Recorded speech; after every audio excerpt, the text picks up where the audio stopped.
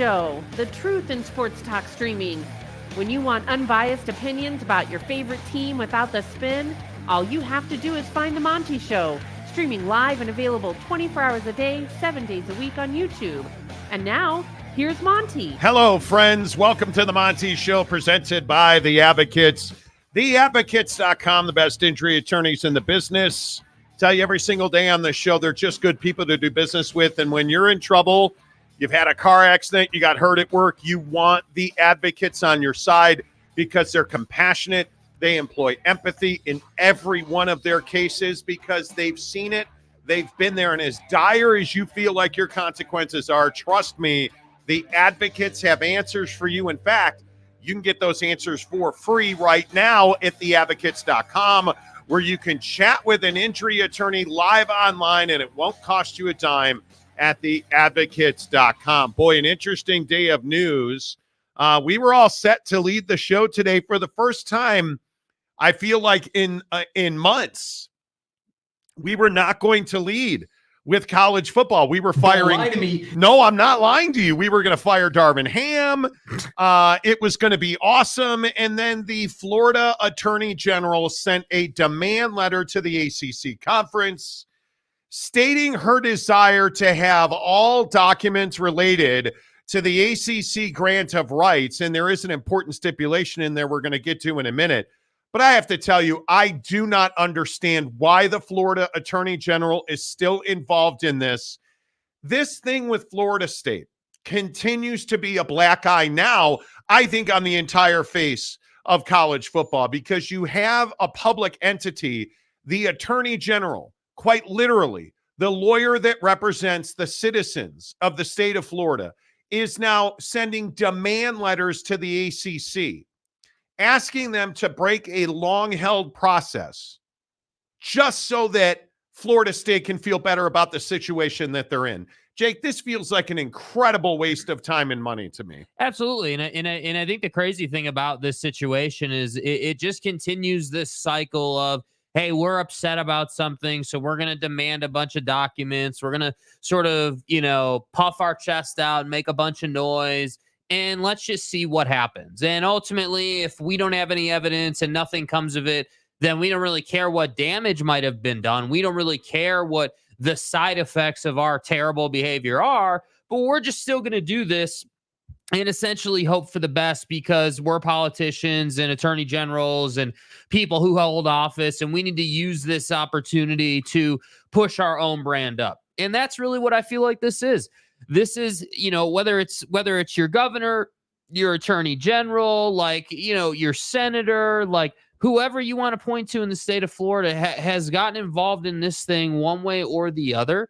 And it just bothers me that politicians waste their time over and over again on something that, frankly, is a tiny grain of sand on a beach of an issue compared to the bigger things in life. Yeah, and I continue to feel like this is not about Florida State versus the ACC. It's wild to me. The first thing I want you to look at, this is the press release that we got this afternoon from the Florida Attorney General's office.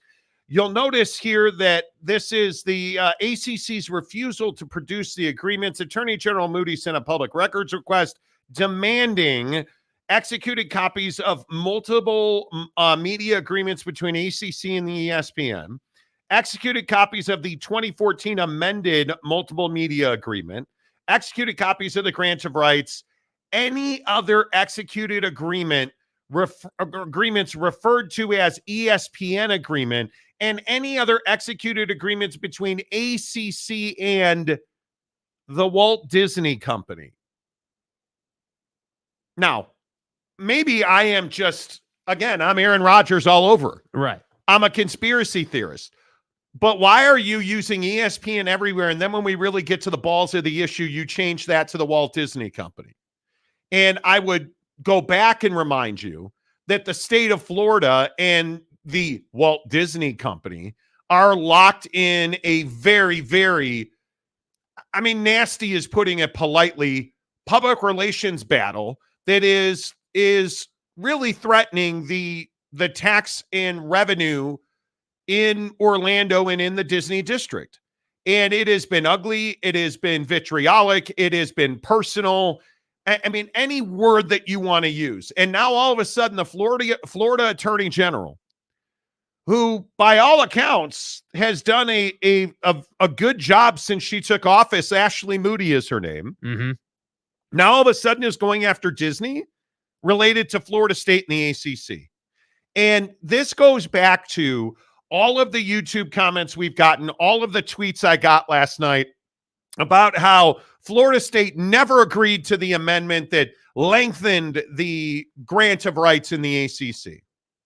That seems to be what most Florida State fans are where they're perched over this battle for what they say is their very ability to compete at the highest levels in college football.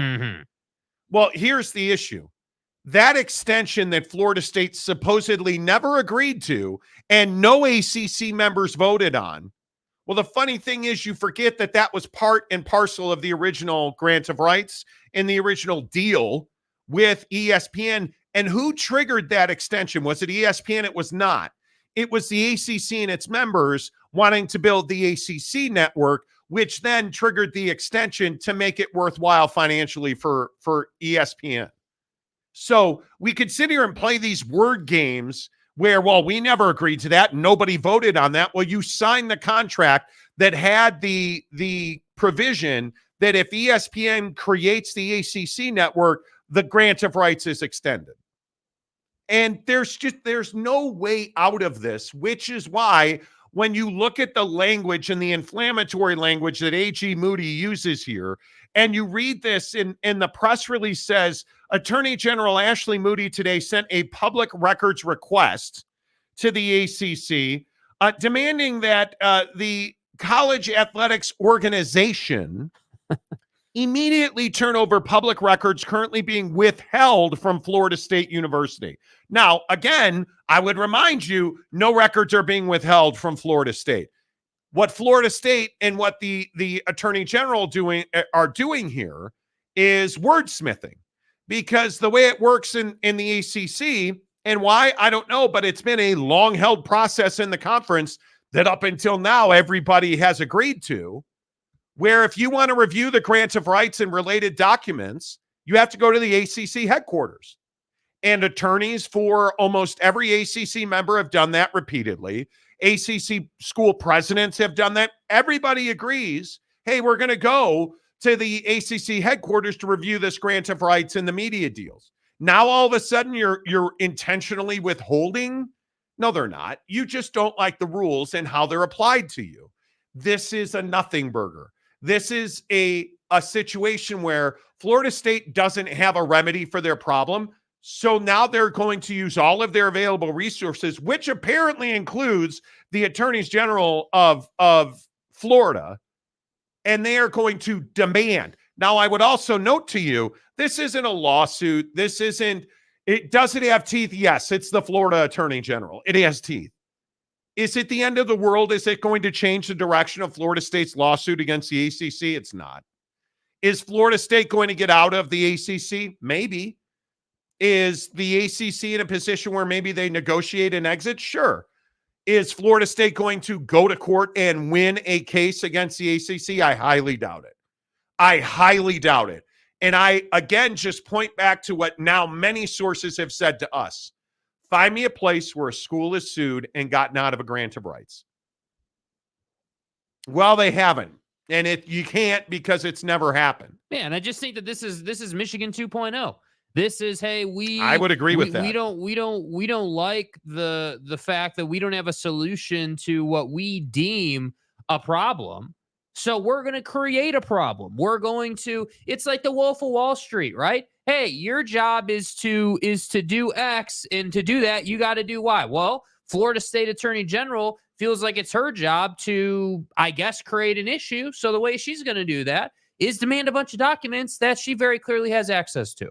So that's what I think is so surprising. And that's what I think we as sports observers, if you will, like you, us on the show, like everybody who's watched this situation, like you have to pay attention to what they're really saying. Because I agree, this is wordsmithing 2.0. Like, it's all it is. This is exactly what we saw out of the Michigan situation when they tried to go to court. In fact, I would say this is a lot of what we saw in the Pac-12 situation when they went to court. Like, huff and puff our chest and, really, oh my God, the world's ending. And then when we get down to it, nobody has a great answer to, well, if you don't like what the agreement says, why'd you sign it? Nobody has a great answer to that. Nobody can prove that you were at gunpoint when you signed the contract, because we all know you weren't. It is a very simple case of contract law. That's all this is. And I think that's a very good point you make there. Where's the duress? Where is the, hey, homie was holding my daughter hostage, so I signed the grant of rights? Or where is that? Where's the example of, you were tricked? Because that's the other angle that I think, a certain sector of Seminole Nation's trying to run out there, that, there was, this secret agreement between ESPN and the ACC, and we never signed off on that, even though it's in the grant of rights and you signed off on it. Like, that's what I'm talking about. Like, it's in the document. And I think so often nowadays, and I think you pointed this out on this or on Michigan, where it's like, hey, did you not read the document? Like, did you not go, okay, first word here, last word here, what's everything in between say? Well, and I'll just say again what I said yesterday. Okay, there's two questions here, and both of them are poorly directed for Florida State in terms of trying to win this. Because I'll also remind you, there's no winner no matter what happens in that courtroom. The ACC is going to lose. Florida State's going to lose no matter what the ruling is. Mm-hmm. So my two questions for Florida State. Did you read the grant of rights that you signed? Yes, I did. Okay, was there a gun to your head? Was there any duress? Because they can't prove duress. So, yeah, you did. Okay, I move for an immediate directed verdict in our favor. No, I did not read the grant of rights, and I signed it. Move for an immediate, like there's no, you either read it and signed it, or you didn't read it and you signed it, because nobody said it was forged. Nobody has claimed there was any kind of strong arming. And truly at the end of the day, and I've heard this from a couple of people now, and I think it rings true. It makes a lot of sense to me. I don't even believe that Florida State is trying to get out of the grant of rights. I think they are trying to find a way to afford their buyout of the grant of rights. I think because the one thing that you keep hearing about, it's $500 million. It's $500 million. They want that to be, $250 million. They want that to be $100 million. Mm-hmm. And the issue is, I think a lot of people forget this. Understand how grant of rights work. The grant of rights is not between Florida State and ESPN. The grant of rights is between Florida State and the ACC, who then signs a deal with ESPN to be the home of ACC sports and the ACC network. And so you're suing the ACC, and what the attorneys general of Florida is trying to do is turn up the heat on the Walt Disney Company. And I would note they have a very, very open line of communication between the Attorney General of Florida and the Walt Disney Company, thanks to this ridiculousness in the developmental district at Disney in Orlando. Dude, the grants of rights, like, again, literally says that, hey, we, Florida State, sign this agreement granting our rights to the ACC, our television and distribution rights to the ACC to go out and do a deal that we already knew was ESPN when we signed the grant of rights. Because let's be very clear on how that process works as well. Because I think a lot of people like to say, oh, well, the ACC, just went to whoever. I mean, yeah, ESPN's cool, but Florida State had no idea. Florida State and everybody else in that conference damn well knew what the distribution model was going to be before they signed their grant of rights. Yep. We all remember how the Pac-12 negotiations went. Like, this is not a new process, which is the other thing that I want to point out here. Everyone wants to say, oh, well, something went awry here. This was a different process. Like, someone was tricked or something came out of left field. It's like, no, it's not. You got these grant of rights are not complicated. They're not complicated. A lot of them are very similarly worded. It's simply the things that you need to understand are, how long is it? what's it going to cost me to get out, and what's it going to cost me to get my rights back? Because those three things are unique. The term of the contract, because that's what it is. This is a contract. How long is the contract? What is it going to cost me financially? Because when you break a contract, whether it's a retail purchase contract on a home, whatever you want to call it, if I break this contract, what is it going to take for the ACC to feel whole by my action? So what am I going to have to pay the ACC to get out? And what am I going to have to pay ESPN? Because you got to remember, this is also the case here. You have to pay to get your rights back. It's a grant of rights. So you have to pay the parties who are being damaged by your action. So getting out of the conference is different than getting your rights back. Correct. Which nobody seems to understand. Correct. And that I just continue to go back and say all of these grant of rights are very simple documents. It's simply a matter of the variables and the length and the term, all those. We try to make these things out to be the Encyclopedia Britannicas of documents, and they're not. Is there confusing language? Sure, if you're not a lawyer. But if you're a lawyer, this is not confusing. And I will just continue to ask the most simple of questions. Why has the Attorney General of Florida not sued Florida or not sued the ACC with Florida State? Because Florida State filed a lawsuit. The Attorney General of Florida has not. So I'm just asking, if this is such a crime being committed, such a slam dunk case in your favor, and there are all of these things that the ACC is doing behind closed doors, committing frauds, and hey, we never agreed and nobody signed or agreed, and ESPN and Disney and the ACC are in bed together to screw the state of Florida. Well, why hasn't the Attorney General filed suit against the ACC? And I'm confused, too, because, 2 weeks ago it was, hey, the college football playoff and ESPN are in bed to screw Florida.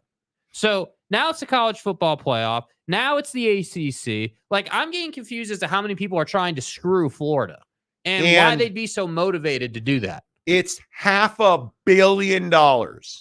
I'm not saying I'm the smartest guy in the world, but that seems like a lot of money.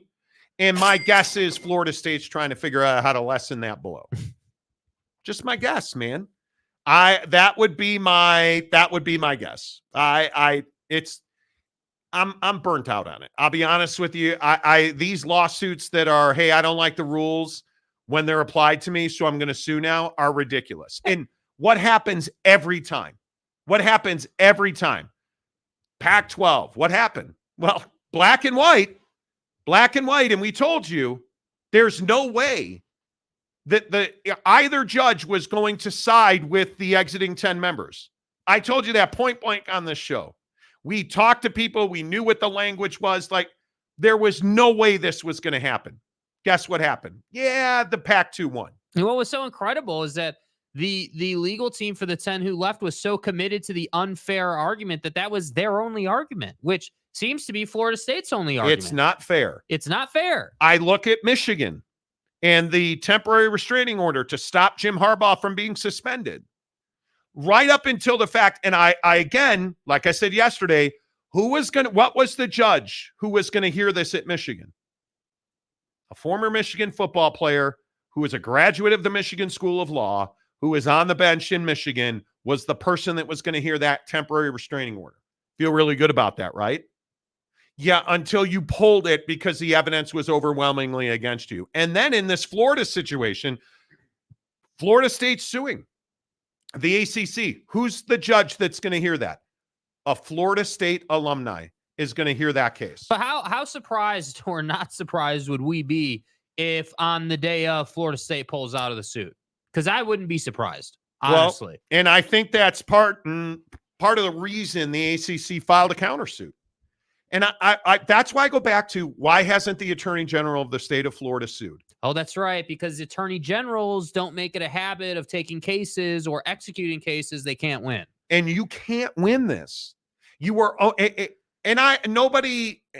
at Florida State, Nobody at the ACC, nobody has told me this or said this aloud, but you didn't sue to get in front of a judge, which happens in this country all the time. You may not realize that, but the vast majority of lawsuits that are filed never go before a judge.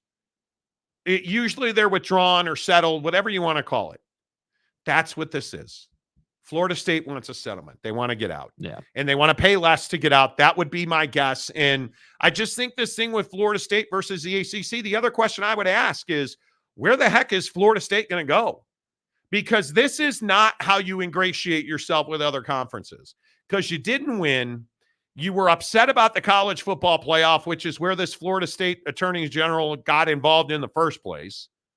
So, and now we're in a place where we're looking at Michigan versus Washington, and it's very clear to most people the 4 best teams got in, and there's not a chance in the world that Florida State would have beaten Washington, and there's less a chance that they would have beaten Michigan. So, again, I just ask, where is the wrong?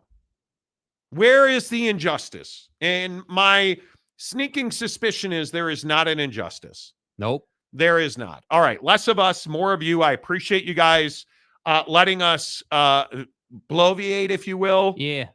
About, are you in the comment section real quick? Are you guys tired of these? Frivolous is not the right word, but these hollow lawsuits. Because all of them are hollow. And there's smoke. That's it. Much to the credit of the Pac-12, the 10 exiting members, you actually showed up for a fight. Now, you showed up to a gunfight carrying a knife, not your best choice, right? They had no way to fight in that fight. Well, but you went to court not once, but twice, and you lost. I mean, I just can't believe, like, we have yet to see a legal team for the person suing, like, come up with anything good, which is so surprising to me. I mean, I'm not a legal professional, right? Like, I'm not, but it made no sense to me, and it still makes no sense to me, whether I look at FSU, Michigan, or the Pac-10, the 10 who left trying to get that worked out. You didn't make any type of defense, and I feel like it just the concept and idea of, hey, yeah, sure, legally, like on paper, this case is about the facts of the case, as we all love to say. But the reality is, like, trials and, court hearings are hardly just about what's on paper. And so when you're in contract law disputes, like, you have to bring context that's off the piece of paper. So unfair is never going to get it done. And I think the point about the AG not suing yet or not joining that suit, it exemplifies that. You don't have a way to win this to the point where the person that you're leaning on to fight for you won't take the fight. And so that's why I say they are hollow. We are living in an age where people just want to say that you're this and you're that. And, like, it's just amazing to me that you would go through all this trouble for what? Meanwhile, people in your state are struggling. And at least, much to Michigan's credit, they're playing for a national championship through all of this BS. Yeah. I mean, at least you're winning something. And much to Washington's credit, because Washington, remember, was the tip of the spear. Right? Like, they were the ones. That was pretty good. It was. They were the ones representing the exiting 10 members. They're playing for a national championship. Maybe there is something to this lawsuit thing.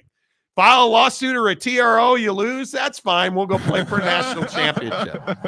I remind you, both of them have their quarterbacks, Yeah. But I mean, I am burned out on this strategy. I totally am. We've been seeing take place for, the better part of 6-8 months now. Like, we have nothing, but we don't like it, so we're gonna sue. And yeah, the Pac-10 showed up, I guess, and that's fine and dandy. But what would you rather do? Not show up to your court date and lose, or I'd rather be the Pac-10. I'd rather be the exiting 10 members, because Michigan embarrassed themselves. Yeah.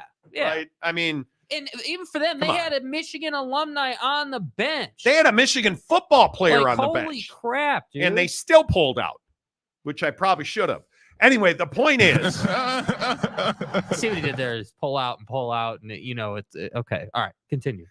Over your head, wrong one. All right.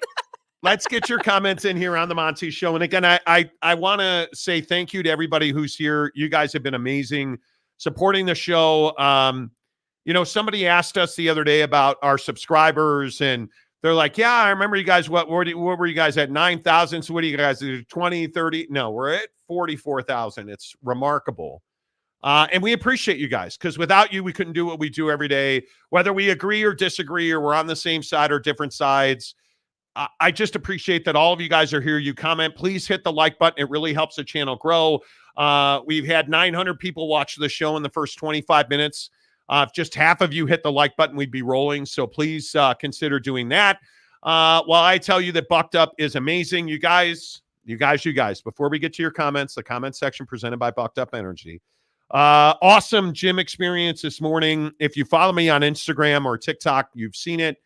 Back benching, did incline barbell bench today, and then went over and did dumbbells, flat bench pressing, 75-pound dumbbells in each hand, like really developing. And then I went home and made the stupid decision to get on the scale. And I'm telling you, it was a revelation, because I've lost all of my vacation weight already. And I give a lot of credit to Bucked Up, because not even the fact that, hey, you know what? It's Buckshot, which is a tremendous product. But I will tell you, this stuff right here is, whoa, sorry, Callum. This stuff right here is amazing. This is Callum Von Moger's pre-workout formula. It's called Aussie Fruit. I have the same one, but in pina colada, and it has made all the difference in the world. That benching, so I did 30 minutes of strength training and 20 minutes of cardio, and it was amazing. I burned almost 600 calories, and it's because the pre-workout has completely changed the way I work out now. I wasn't a pre-workout guy before the last week of December, and now I'm using it. I'm back to losing a ton of weight. I'm way stronger. I cannot tell you, before we went to LA for vacation over Christmas, I think I was doing 50-pound dumbbells, and I got really rigid about my supplements and my nutrition since we got back. I've lost 8 pounds. I am back on my creatine every single day, workout day or not. I beg you to build creatine. Whether you're a workout guy, you're never going to lift weights again, great. Creatine every single morning in your coffee. It doesn't taste like anything. So it's not going to change the taste of your vaunted vanilla latte cafe ice mocha shit. Put that creatine in your coffee. I put it in my oats. If I'm not working out, I put it in my oats. But I also use BCAAs from Bucked Up. I usually put it in my BCAAs, drink it while I'm working out. Makes all the difference in the world for your brain health. But man, do you lift better. Man, do you burn more calories when your core temperature and your heart rate's higher because of your pre-workout. I just can't tell you how good I feel. And I give it all to Bucked Up. I appreciate them. You get to BuckedUp.com. They have all kinds of free samples in the description of this show below. You can get 6 free samples of Buckshot. It is the best energy shot you're going to take. Green tea leaf extract, naturally sourced caffeine. Hook it up, BuckedUp.com. Use the promo code Monty to get 20% off. And I will tell you, tomorrow is Giving Friday on the show.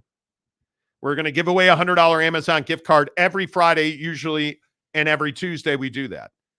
We were off Tuesday because some people... what? Don't look at me, dude. Like, I was back. It's fine. But tomorrow on the show, we will give away a $100 Amazon gift card, and you will have to interact, as always, with our friends at Bucked Up. So hook it up. Shoot me a picture on Twitter or Instagram, The Monty Show, MONTY, The Monty Show, BuckedUp.com. Let's see. Christopher Shannon, what do you put on your oats? My oats are very simple. If I make them, Monty's oats. No, if I make them in the microwave, and my wife makes amazing stovetop oats, amazing. She uses like all kinds of stuff. My oats in the microwave are one serving of whole grain, whole rolled oats. I think they're called, I can't remember, Bob's Red Mill. I get them on Amazon. 1 scoop of those. I put a finger full of raw coconut. I generally will put a handful of fresh organic blueberries. I will fill it up with water, put it in the microwave, and then I'll put a tablespoon of peanut butter in there. And if I didn't work out that day, I will put my creatine into the oats, mix it up, done. And you guys, I think I've said this on the show 1,000 times. I am oats every single day. Every morning for breakfast, I have oats. I'm a huge believer in it. It helps me not. I'm not hungry until noon. If I eat oats at 7:45, which is when I try to eat breakfast every day, I am not hungry until noon 30. I didn't eat my lunch until 1 something today. So I'm telling you, it works. It absolutely works. Sean Rollins got the info. Thanks, Monty. You're welcome. Gumby fresh out. Uncle Monty still owes me a free PS5 from Black Friday. Don't believe that's true. Yeah, that's not true, dude. Don't That's believe bullshit. that's true. Yeah, I'm not sure that that's true. Right. So we'll see. Yeah, go ahead and file your empty lawsuit over a PlayStation. Yeah, like you're the Florida Attorney General. Yeah. All right, let's see. Jacob says, Boise State, it's a great day. Yeah, how about Boise State? Did you guys hear about that? Malachi Nelson, the former, I believe he was number 1 overall in 2023 last year, went to USC, taking a visit. And I think and I'd have to go back and look, but I think he's probably 90-10 going to Boise State, which would be unbelievable. Unbelievable. Woodworth, what's up, my guy? Monty still owes us an Intellivision. Remember, God, you guys remember Coleco? Remember Atari? My God, that's amazing. What happened with him at Southern California? Well, Caleb Williams happened, and I think there had to be a personality conflict, although I will tell you, I heard from a couple of sources this week that Lincoln Riley is going to interview for NFL jobs. And we'll see. I think USC's in a fine spot. Yeah. I think they're in a fine spot. But if you're going to Boise State, there's a reason you're leaving SC, because you probably are not going to compete for that starting job. Nope. That'd be my guess. But that's me. Gumpy Fresh Out says, I usually have 5 lunches every day. Wait till we get to the non-sports stories 2 hours from now. There is massive fat guy news coming in 2 hours. And it's a revelation. I'm a carb-eating motherfucker. Oh, dude, it is a revelation. Absolutely a revelation. All right, let's go. Always good to start with a new YouTube member. His name is YouTube User. Oh, nice name. Appreciate you joining the program. You guys, we have 2 levels of membership, $1.99 a month for basic membership, $9.99 a month gets you into our Instagram members only group. It is a great group of dudes. Hook it up. Shaner, a member for 4 months. Let's go, baby. Let's go, Shaner. This Attorney General lady is a jagoff. Thank you. Thank you. We have our first jagoff reference on the show Well today. said. Well done. Hero 75 for $10. I find it so funny the Florida AG demands information from ACC ESPN while refusing to take part in discovery in an actual lawsuit going on between Disney and Florida, saying they have no right to it. It's wild to me that if you really wanted to see this stuff, and I think the ACC is not going to turn over a single document, and they shouldn't, you would just get in the lawsuit or sue them separately. But you know what, Hero? I think that's exactly right. Jacob says Malachi Nelson, number 1 overall recruit, may be going to Boise State. Holy mackerel. I can't read. You see, you would have done better if you'd have said holy Malachi. I think that could have worked. Boise to the college football playoff. Stop it. Delaric for $5. The Florida AG only said something because wants to be reelected, and the only one making money of these lawsuits are the lawyers. That's it. Facts. That's it. You're exactly right. Aaron Wilson gifted a Monty Show membership. Let me, okay. Yeah, pull it out. Pull it out. Dude, I'm actually cold in our studio today. Yeah, it's Usually, a casual 69 degrees in Studio Day Monty. It is cold. Mike Rochburns would like to be noticed in the comments, and for that you are, sir. For that you are. Let's, Mike Smith. Hi, Mike Smith. How is Mountain Mama today? Not sure why Jake thinks nobody understands leaving or grant of rights being 2 money issues. Guess we all too dumb. Well, I don't know. I don't think you said that. No, I don't think that. I didn't say that nobody understands grant of rights. What I'm saying is that nobody seems to understand the difference between leaving your conference and getting your rights back. Everyone seems to think, oh, well, if you leave the ACC, you have your rights. Well, no, you don't have your rights. You can leave the conference and I guess go independent, because I don't think you're going to the SEC or the Big Ten right now, but that's just a guess. So you could leave the conference, but unless you're willing to pony up the cash, you're not getting your rights back. And that's the part that I think people either don't want to talk about or don't understand. I think most people just don't. Most people are not educated on how the grant of rights process works. I think, why would you be? Why would the garden variety alumni from Florida State have any idea, unless you're loser sports talk people like us, right? Or excuse me, hacks on YouTube like us? Why would you have any idea how the grant of rights works? Most people do not. It wasn't a personal shot, Mike. I see. It's okay, Mike. It's okay, dude. Mountain Mama is a little. I understand you're upset that Neil Brown hasn't been fired yet. I get it. Needs fired. Yeah, I get it. Needs fired. The Christie, Jake, you can't possibly know what the grant of rights says. It's hidden in North Carolina and nobody's ever seen it. Well, people have seen it, but yeah, I know they have seen it. Yeah. Big Blue Horses, how are you? Yes, they did, but the ACC took a different route. Okay. That's cool. AAR, how are you? Plus, what network locks the ACC conference into some crazy deal while the SEC conference gets all the cash? Yeah, that would be wild. That would be wild. You know. Mike Smith, yes, they did, and it was not what everybody thought the Big 12 was going to get. Okay. Scott of Graywater Watch, is just negotiations. That's it. That's what most lawsuits are. Hey, pay attention to us. Right. And maybe it'll work, maybe it won't. Christopher Shannon, Texas and Oklahoma negotiated together to get out at a reduced rate, and it was highly advantageous for the Big 12 to allow Oklahoma and Texas to pay what I thought was an exorbitant amount of money to get out early, because they wanted to expand, and Texas and Oklahoma were going to stand in the way of that. It made sense for everybody.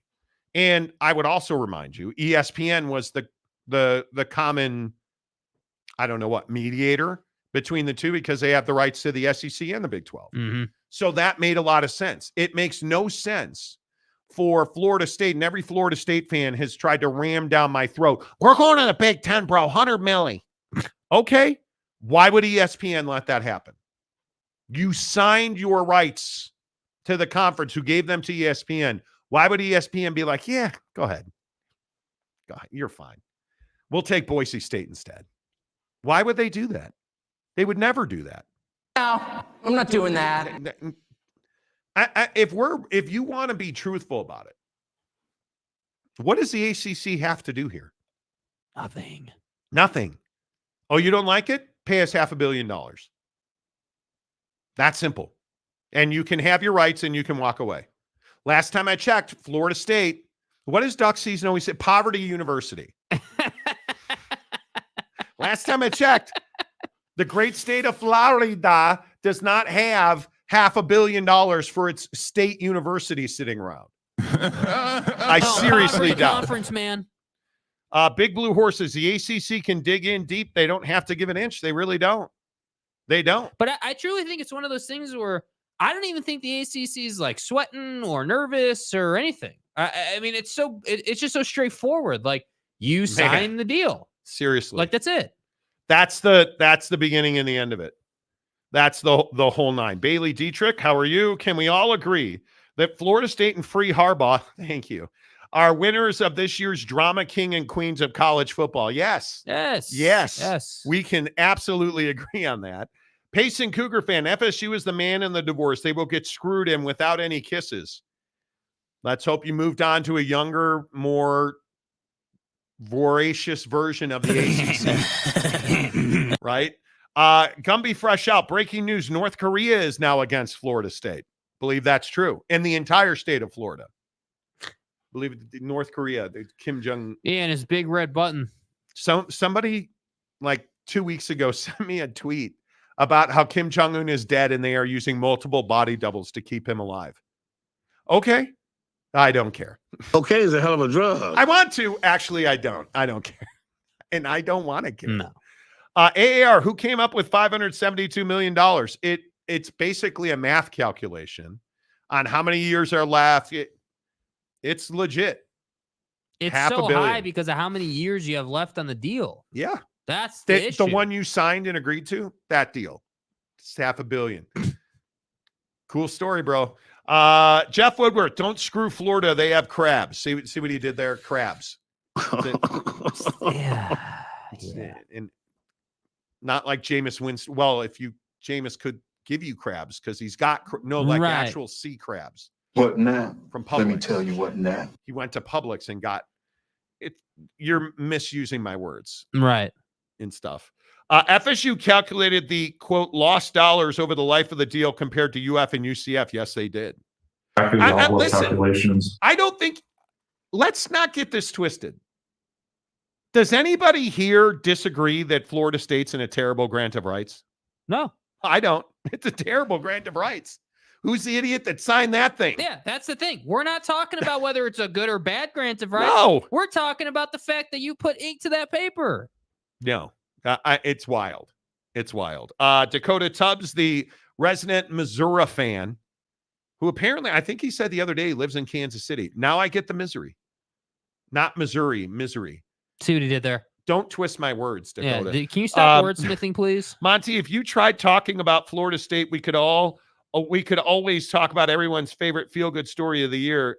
No, we couldn't, because nobody cares about. No, I'm not even going to. No. I've given. Okay. Nobody goes to Columbia willingly. No, nobody. Speaking of duress, nobody goes to Columbia, Missouri willingly. Quinn Snyder, but it's not really how he left.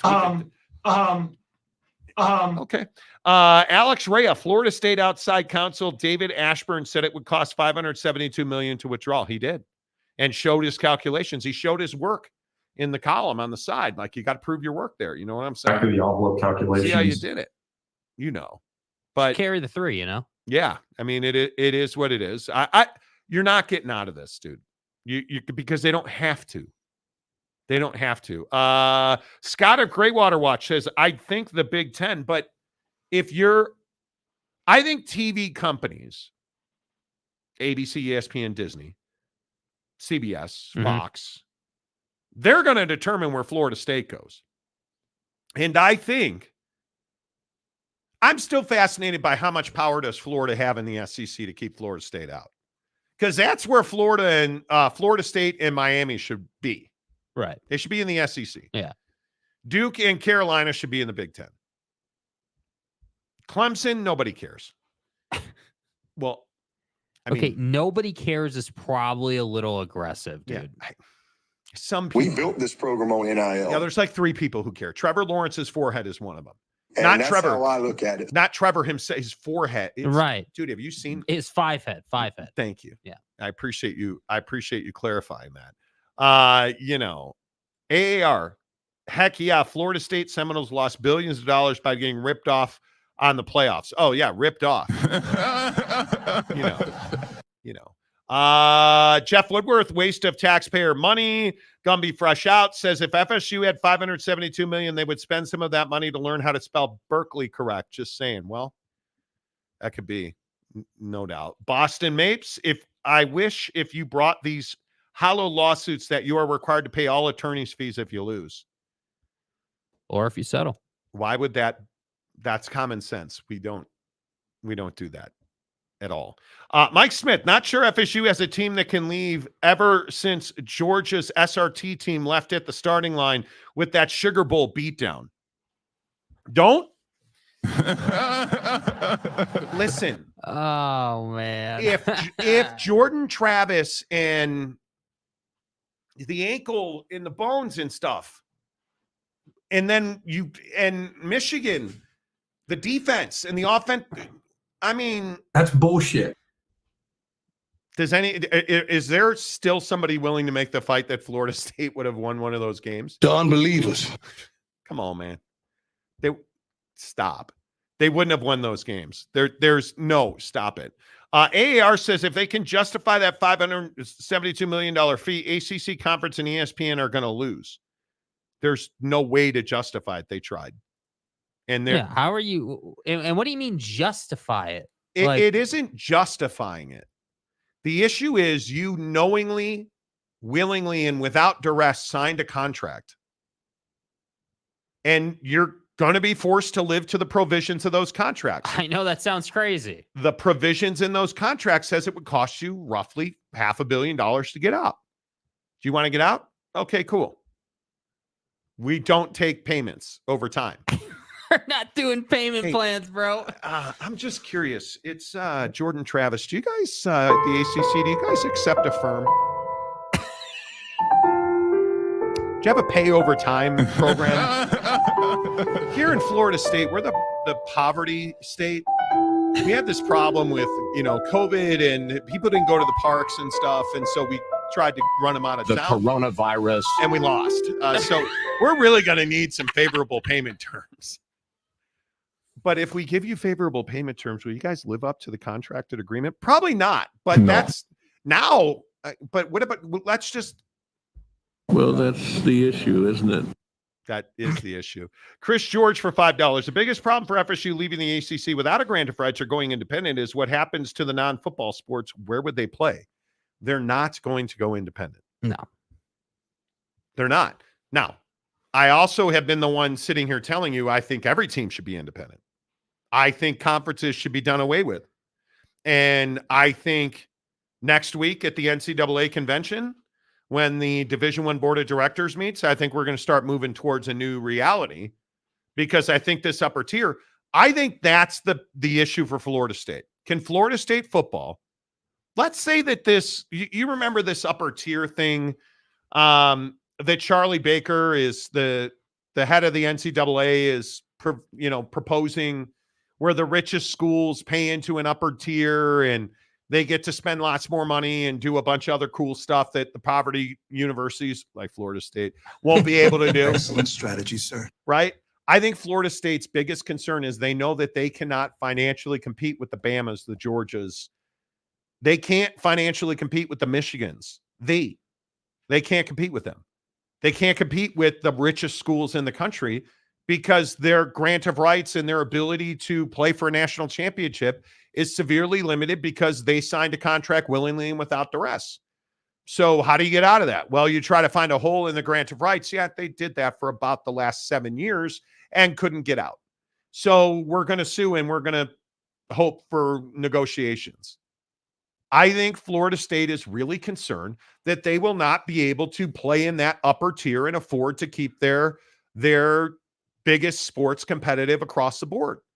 And I think you're looking at a situation where irony is thick here, because was Florida State competitive after Jordan Travis got hurt and we found out they have zero depth and now one of those two quarterbacks transferred out anyway?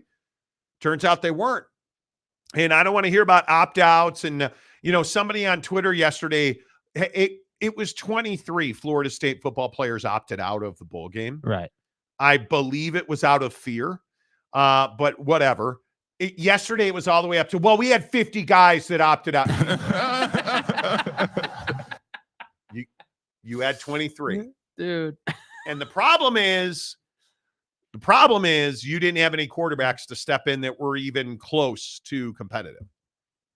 And that's the dirty secret that Florida State doesn't want to talk about. You're not deep enough. You're not talented enough. You would not have beaten Michigan. You would not have beaten Washington. I don't think you'd beat Bama or Texas, frankly. But if we're in this scenario, it would have been number 1 Michigan, number 4 Florida State. You'd have got your ass whooped. Period. And that's the harsh reality of it, man. Yes. That is the harsh reality of it. Matt Ritson for $2, excuse me. ACC, plenty of money. Calford and SMU join the conference on a discount. But I also think, and beyond the fact that I am better looking than you. Bet you weren't expecting this one. All of you. Remember what I said when Calford and SMU joined that conference, and all the SMU fans were like, "Hey, Monty, we're Dallas, bro." What did I tell you when SMU said we're never going to take a dime from the ACC? We're just happy to be here. That devalues the ACC. We're never going to take a dime. We're just happy to be here. That devalues the ACC. Yes, it does. We're going to take 70% discount. That devalues the ACC. It does. And what did Florida State say in their filing? Yeah, you guys devalued the ACC by bringing in Calford and SMU, who Florida State voted against. You devalued the brand. Oh, that still doesn't get you out of the grant of rights. Right? Like, it doesn't. But it is very true. And that's why I say, if you're the ACC, you're holding fast, you're steadfast, you signed a deal, now it's time to live up to it. And whatever they want to say, they can say, because that's how our country works. But the ACC is not going to wake up tomorrow and be like, oh yeah, wow, we're quivering in our boots over what Florida State and their attorney general are saying. We're not scared, dude. Yeah, I don't think the ACC is going to wake up tomorrow and be like, boy, we better settle. We're in real trouble here. No, you're not. How about that news? Oklahoma State QB Alan Bowman has been granted an additional year of eligibility by the NCAA. So wait, but I thought you had this. No. I'm a man. Great news for Oak State. Alan Bowman, that very, very mediocre quarterback, got another year of eligibility. And kick a person when he's down. Congratulations. What are you going to do without Ollie Gordon, bro? Well, I mean, they did win the Big 12 championship, didn't they? And they knocked Texas out of the college football playoff. Oh, that's right. You didn't. But Ollie won the Heisman Trophy. Yeah. Ollie Gordon, the greatest running back anybody's ever seen next to Taj Brooks. That's bullshit. He didn't win the Heisman Trophy. That's right. Michael Penix did. Oh, no, he should be suing Florida State because, how did Michael Penix not win the Heisman? I mean, it's just a question. It's rigged. It is rigged. Jeff Woodward, 23 UGA players opted out as well. Stop talking about things like that. Florida State fans have their feelings hurt. Chris George says, I know they're not going to independent. It was a hypothetical question. I 100% agree with you. But I actually, and I think somebody else said this. I can't remember, but somebody else made the argument that I've made. Why do we need conferences and why do we need the NCAA? Why do you need to grant your rights? If you're such a big wig university, why you need to grant your rights? I don't think we need it. I honestly do not believe that conference alignments or, flying under the flag of the ACC is worth a thing. Because what's the Big Ten been worth the last however many years? Nothing. It's quite literally meaningless. They've just done better business. The only conference where it's like, oh, you're in the SEC is the SEC. That's it. They're the best conference in the country, right? Routinely putting dudes in the NFL. Everybody was like, finally, we have a college football playoff without the SEC. Well, now you get a championship game without the SEC. What does that tell you? It's been a long time since that was the case. And you're proving my point. The SEC is by far the best conference in the country. It was a shocking upset that Michigan beat Bama. Right? Shocking upset. Bama loses, and did all their guys go home and cry in their milk and cookies? And no, they just went to the NFL. A bunch of dudes from Alabama, including Malachi Moore, are like, yeah, I'm going to the NFL. Yeah. Dallas, going to the NFL. Kool-Aid. McKinstry going to the NFL. It is what it is. I get burned out on, I'm tired of the SEC. Okay, go beat them. Michigan finally did. Okay, cool.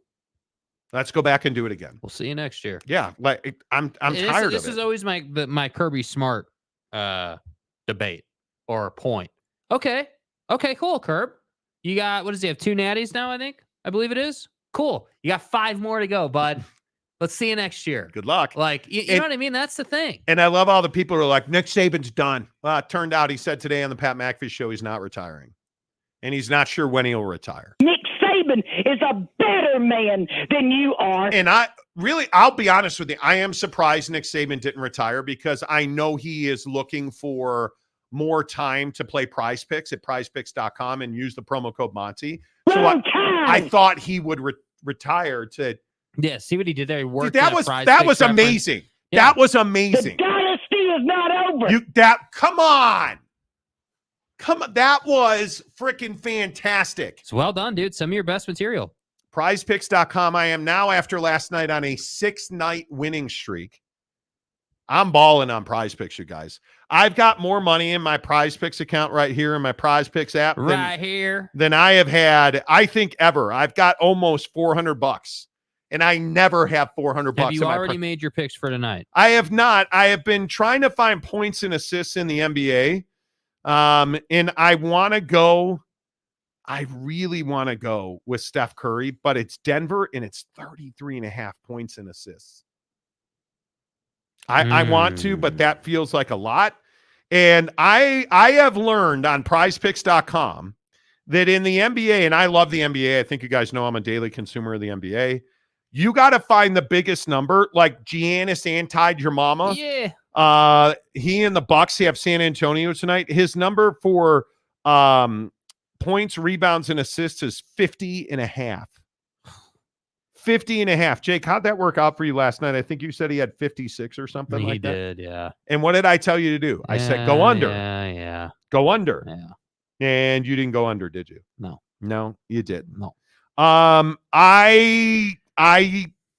think you got to take the biggest number you can find and go under.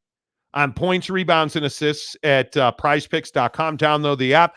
In the link below, in the description below, there's a link, or use the promo code Monty. They'll give you 100% deposit matching.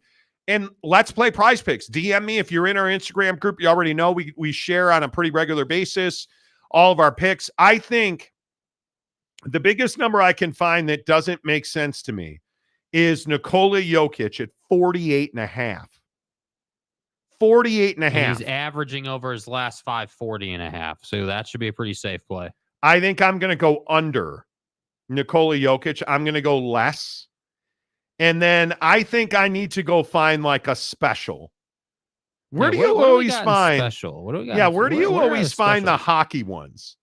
Where do you always find the hockey one? Well, you got to go NHL, and then you got to go combo.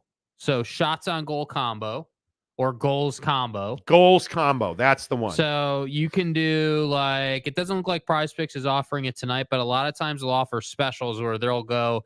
So like tonight it's Penguins Bruins.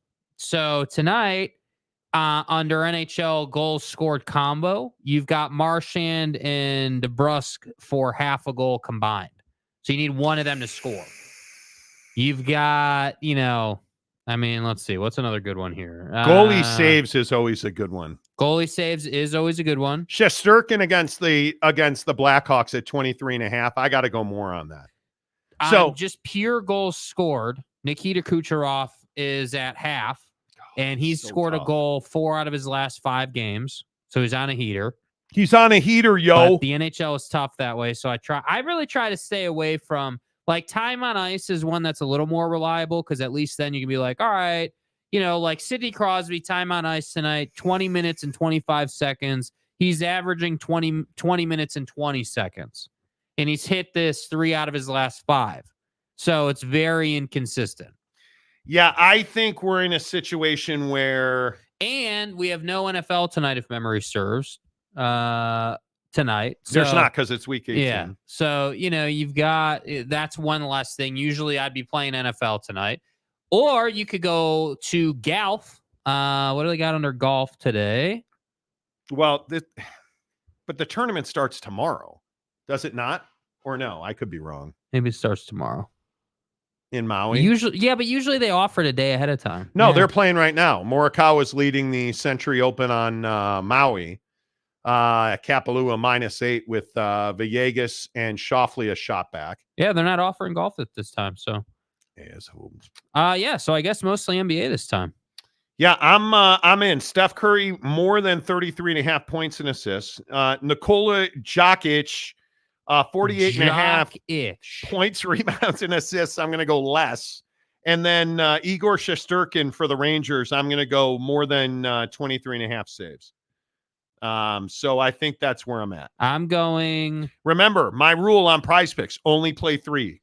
Yeah. So I'm going Jonathan Kuminga, 5 rebounds more. I like that. He's hit that 5 out of 5, his last 5 games. I think I've hit that every time. Yeah. Nikola Jokic, less than 48.5, just like you. Now, I just want to point out that this is Jake from last night. Yeah, that didn't work out for me. Loss. And how did Anthony Edwards? I hit on Tyrese. I hit on Halliburton. Oh, you did? I did, but let's just call it a loss because it is a loss. It is a loss. You have to get 2 out of 3. And the whole thing's a loss. Yeah. Okay. Thanks for the positive reinforcement. Oh, did I positively reinforce you? Wembin, your mama, for less than 9 rebounds. He's averaging 6 over his last 5. It is what it is. So there you go. Joseph Harper, they offered golf this morning, Jake. God. It'll be there tomorrow morning. Harper, are you in on golf then? Barfing Chickens, Jokic, exactly right. Yeah, Jokic. Barfing Chicken says, good to be back, baby. Yeah, we miss you, dude. Good to see you. It's fair. It's fair. My bad, Mike. What's up? It's fair. Good to see you. Jeff Woodworth, rip Tommy Gunn. Do you mean Tommy Morrison? The late Tommy Morrison? What are you talking about, man? He's been dead for a while, though, hasn't he? What am I missing on that one? What am I missing?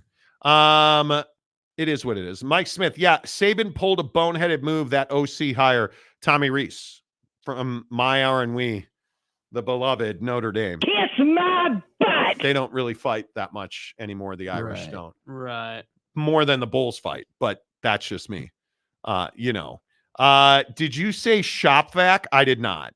Derek Roche, sup, everybody. I watched yesterday's episode this morning. Monty was on fire, dropping reality bomb after truth bomb. Hey, man, it's what we do on the I'm for real. It's what we do on the beloved showroom. I'm for real. Speaking of which, why don't we talk about people being upset about Jewish pride at the Utah Jazz game on the Monty Show? Yeah, I'm warning you now. This is one of those topics where you guys in the comments section need to be responsible. We're trusting you. It's not often that we say, hey, we're going to talk about something that can get out of hand real quick. Please be responsible. Don't be an idiot. A good friend of mine is congratulating me on pronouncing Shesterkin correctly. Yeah. And he points out it's an illustration of the fact that you have 0 life. That is correct. Hour number 2 of the Monty Show, as always, and all of our Utah Jazz and NBA talk on the Monty Show, presented by TryDayTrading.com. And you guys, I'm asking you, I am begging you, in fact, stop with this BS of, New Year's resolution, bro. They don't work. They do not. You know what they do? They do work. They do work at eroding your relationship with yourself. Which is, men, I'm telling you, it's a big deal. We've got to have good relationships with ourselves. And to do that, we've got to have a high level of confidence. And that's exactly what you get from TryDayTrading.com. Get there now, TryDayTrading.com/Monty. You see it right here on the bottom of the screen. Go get your 30-day trial membership. And the only requirement financially is that $10 charitable donation. So many people that watch this show have told me, I'm going to do it at the first of the year.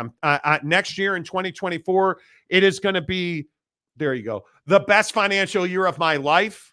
I'm going to start in the new year. It's the new year. It's time to get going. And so many people that I know and have talked to about it have said, I wish I had started sooner. It's the number one thing I get when I talk to people about Tri-Day trading. Man, I wish I had started sooner. There's no better time to start than today, right now. Stop complaining about your Christmas debt. Stop complaining about your boss. Going back to the office, that crappy car you drive, the rental on your apartment, and the fact you're paying $3,000 a month, which is double what most people pay for a mortgage. Stop complaining about that. Start going making money at TryDayTrading.com, because they're very good at one thing: changing your financial existence. That's what they do at Tri-Day Trading, because they teach you how to be a prolific day trader. Do you realize that people who day trade full-time make $1,000 a day or more once they graduate the Tri-Day Trading program? If I said to you, hey man, what could you do if you were making $5,000 a week, $20,000 a month, $240,000 a year at a minimum? How would that impact your financial future, your financial now? If you had started, maybe you'd be making $5,000 a week. Get it done today. TryDayTrading.com/Monty. The trial membership is the single greatest trial I have ever seen. Mrs. Monty's in the program. She met with her coach Phil yesterday. I get excited to go home every night and day trade. I am all over the Japanese yen and the Australian dollar. Get to work. Get it done right now. TryDayTrading.com/Monty. Now, I hesitate. Because the Utah Jazz have a sign problem. And if you did not see this, there were fans sitting courtside at the Jazz game this week holding up these signs. There were 4 rabbis sitting courtside. I am a Jew and I am proud. Not coincidentally, they chose to sit courtside at the Dallas Mavericks game. And they did that because America's favorite anti-Semite, Kyrie Irving, plays for the Dallas Mavericks. And you know that Kyrie Irving has had a massive amount of controversy around anti-Semitism and his harsh words towards the Jewish community. And it only got worse from there. If this picture had lived on, nobody would have said 2 words. The problem is Jazz staff and personnel asked and then pretty much demanded that these rabbis give up their signs and not continue to flash them. And it was said that Kyrie Irving was in fact the reason that Kyrie had complained and he was uncomfortable with those signs. Until Tim McMahon from ESPN asked Kyrie Irving, and Kyrie Irving said, no, I didn't have a problem with those signs. Kyrie admitted he saw them. He said, I have nothing but love for those guys. I don't have any problem with those signs. Now, the Jazz, on the other hand, said, well, it violates our fan code of conduct for disturbing the players, those signs. Because Kyrie, well, it turns out it didn't disturb the players. And Jake, I think the Utah Jazz completely botched this situation. And I think what's difficult about it is that, when Kyrie comes out and denies that, it obviously is a bad look for the Jazz. And I am always very cognizant of laying criticism to folks like Ryan Smith or any owner or like anybody high up in a sports organization, because a lot of times they're not courtside. They're not seeing what's going on. They're in some back office doing calculations or figuring out who they're going to draft next or whatever the case may be. But in this situation, it's Delta Center. Ryan sits courtside for every game. We all know that. Like, he's constantly in the pictures, constantly in the news. Oh, he's courtside with Pat McAfee. He's doing this, he's doing that. Like, so we know Ryan's very present at these games pretty much every single night. And so my biggest thing with this sign situation is that I've been monitoring Ryan Smith's tweets. Like, I have notifications on. Like, I've been waiting for, hey, this is what went down. Like, this is how we handled it. And here's, whether it's, I'm not saying he's got to apologize, but maybe just like, hey, this is why we did this. And we were under the impression Kyrie was annoyed by it or something. Like, some type of explanation, some type of clarification on why exactly this happened. Because without that clarification and explanation, this is a really bad look for the Jazz, because nobody gives a damn about your fan code of conduct. These guys were not causing any type of problem. These guys were sitting courtside at your game at the Delta Center, holding up some signs in their lap. They weren't like huge poster board signs, right? They were a reasonable size for where they were sitting. So they were cognizant of that, which I feel like is an important detail that not a lot of people are thinking about. If these signs had been like the big poster board signs that you see in like the bleachers at a ballpark or like NFL games, that would have been a huge problem. That would have been obnoxious, but they're not. They're a reasonable size for where they're sitting. So these dudes were not causing any type of issue. So when Kyrie comes out and says, no, I don't have any issue with it, all love with those guys, no problem, I saw them, but we're all good. That's a bad look for Ryan Smith and the Jazz, on top of this nonsense about moving the team, on top of the fact that your team is, well, for the most part, underachieving, but the last few games here, you've been overachieving. So that's why I say there's not, like, last year with the Jazz, I felt like a lot of positive momentum. Like, we were moving in the right direction. Like, the Delta Center happened. Like, there was a lot of positivity around this team. And I'm not really seeing that positivity, in the air this year. I'm just seeing a bunch of, this thing, like moving the team, like I said, like the team not performing. Like, there's not really a lot coming out. And yet all I see on Ryan Smith's Twitter is like, love this random guy or love this dude or everything's cool. Like, that's all I see. Like, I don't see any meaningful thoughts or things coming out. And that bothers me. And the struggle for me is that freedom's not free. And it's free when it's comfortable, and it's free when it aligns with what you believe. But these guys had every right to have those signs. And I agree that the Jazz on the whole, and I know I am not the one who said this first, but I think it is apropos. The Jazz on the whole have had issues with equality in their building, whether it is fans being racist and yelling terrible things at players, whether it is, I don't have to detail it. There have been issues with equality in that building. And so when you have 4 rabbis sitting courtside holding Jewish pride signs, what is the difference between this and a pride flag or a pride t-shirt and we do pride nights across professional sports? What is the difference? That's the question that I would need answered.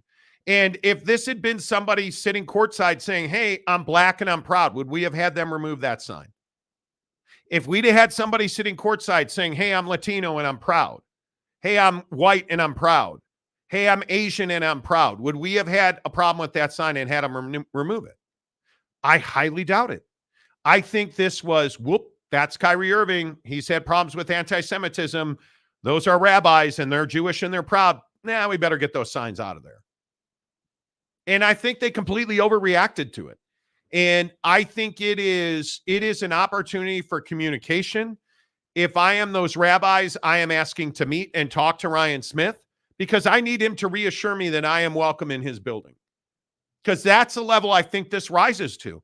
Now, were these rabbis gracious about it? They were absolutely gracious about it. They handled it great. I thought Kyrie handled it great. So who's the only one being awkward? Yeah, the Utah Jazz are being awkward. They are. There's no other way around it. And I think that's the issue with Ryan Smith and his tenure as the owner of the Jazz. It's awkward. They're not trying to win now. They are I think your point about the building becomes truer and truer every single time something like this happens. Every time there's a controversy, well, Ryan wants to move the team to Draper anyway. So who cares, right? Yeah, I think it's a real issue. And I think that, your point about, hey, it's been awkward since Ryan's had the team is an interesting one because it kind of has been a bit awkward. I think about, and again, I know it's the Tribune here in Salt Lake, and I know they have a reputation. Okay, great, cool, whatever. No, I'm not even making it personal, but the reality of the situation is anybody in their right mind who lives in Salt Lake or follows this team knows that the Trib has had many negative articles, whether it's been the homeless problem by the All-Star game, whether it was Travis Scott hurting people at his shows and Ryan Smith wanting a partnership with Travis Scott during the All-Star game. Is it, whether it's moving the team or any of these different things, like there has been sort of this, I don't know the right adjective for it, but just this vibe around the team has changed. And I'm not even a Jazz fan, and I can tell that. Like I the TV deal might be the best example of this. Like, I don't use Jazz Plus. I'll be honest. Like, so my path with Jazz Plus has been kind of interesting. So I cut the cord with DirecTV when the Jazz announced Jazz Plus because I was like, cool. Yep. The only reason I really had DirecTV is because that's how I could consume Jazz games. And obviously with our channel, we needed to watch it. And last year we were really heavy on Jazz content. So I had to watch pretty much every game in detail. Okay, great. They roll out Jazz Plus and I'm like, perfect. I can cut DirecTV. I can go to YouTube TV. I can integrate Jazz Plus. We're good to go. Try to use Jazz Plus. Didn't work real great for me. I wasn't able to easily access it on my phone. Like I downloaded the app, but the app didn't work great. Like just kind of this, just sort of baggage with it. And so then I figured out, what really is Jazz Plus? And this is what bothered me about it. Jazz Plus is not exactly what they said it was. Yes, you can watch games through Jazz Plus, Jazz games only. But what if I'm a basketball fan and I have League Pass? Oh, then you figure out that if you have Jazz Plus, you can watch Jazz games on YouTube TV outside of Jazz Plus, which is how I consume Jazz games now on the alternate broadcast. That's how I do it.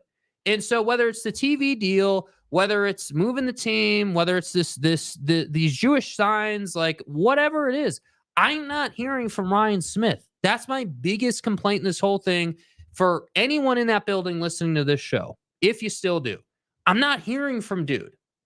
Where is the sit down to talk about the state of the union of the team? Yeah. Where is anything that says, hey, I'm Ryan Smith and I'm invested in the success of this team. And I'm also invested in the impact that this team has on the community. Because just doing business deals that impact the community doesn't really reach your average Jazz fan. That's just like C-level conversation stuff. Yeah, I think it's a really interesting conundrum. And I think this situation with signs and racial equality in the NBA, we have not heard the last of this. And by the way, I'd like to point out, I'm the one that Ryan Smith needs. The 30-year-old millennial who's like coming into the money-making years. I'm the guy that Ryan's trying to get after. Yes. Like, not me personally, but my age group is who Ryan's trying to attract. So I don't know. I guess like what surprises me is just when Ryan bought the team, it was like, hey, I'm this young owner who grew up in Utah and I'm the American dream and it's all cool. But can you even tell me that Ryan Smith and Danny Ainge are trying to win the championship right now? No. And are concerned about making the playoffs and doing everything they can do to win every game? No. I couldn't say that as soon as he didn't move Jordan Clarkson. As soon as Ryan Smith tweeted about Jordan Clarkson, I knew what it was. Because at that point, you're telling me you care about, okay, relationship with player and like, making sure that we have familiar faces on the team versus just suffering for 1 year and then really progressing into like a 40-win team. That's what that told me. And I truly felt like last year, this team was on a perfect path. Yellow brick road laid out to 40, 45 wins. Yeah, totally agree. You weren't going to be a 65-win team. But 45 wins, you're in the playoff picture. You're probably pushing to be out of the play-in at that point. Like, you're in a great place. Yeah. And now we're not. Yeah, I don't know. I think when I look at sports across our entire country, I think equality is going to become a larger and larger issue. I really, really do. And I live in Utah, and I make no qualms about the fact that we have equality issues in this state. There's no doubt about that. Tanner Plummer, I looked at Jazz Plus, and honestly, it's not worth it. Would rather listen to David Locke for free than buying Jazz Plus, but then you'll never know what the score is. If you listen to David anyway. Mike Smith says, just move the Jazz to Canada. Okay. Okay. Eric Wasikowski, phenomenal Hebrew. Are you a black Israelite? Oh, come on, man. I don't even want to know where we're going there. Buffalo Hunter, what's up, dude? I'd sign up for Jazz Plus today if I felt like ownership was making a legitimate effort to compete. Facts. And I don't think the one-off content has been what we thought it was going to be. I think that's a great point. But that's just me. Jeff Woodward, did they have Connor Stallion steal their signs? I heard he was in the building. Still, I don't understand why people were outraged he was at the Rose Bowl in a seat. Yeah. Oh, phenomenal Hebrews engaged with Carl Adams. Nobody should be engaged. Don't do it, Hebrew. You're smarter than that. Sean Rollins, playoffs? No. Mike Phillips, Mike, how are you? I'm really enjoying Jazz Plus. $120 for a season. I got rid of cable. Perfect. Well, I also could make that. Are you? Who are the cable cutters in the room? Because I'm a YouTube TV guy.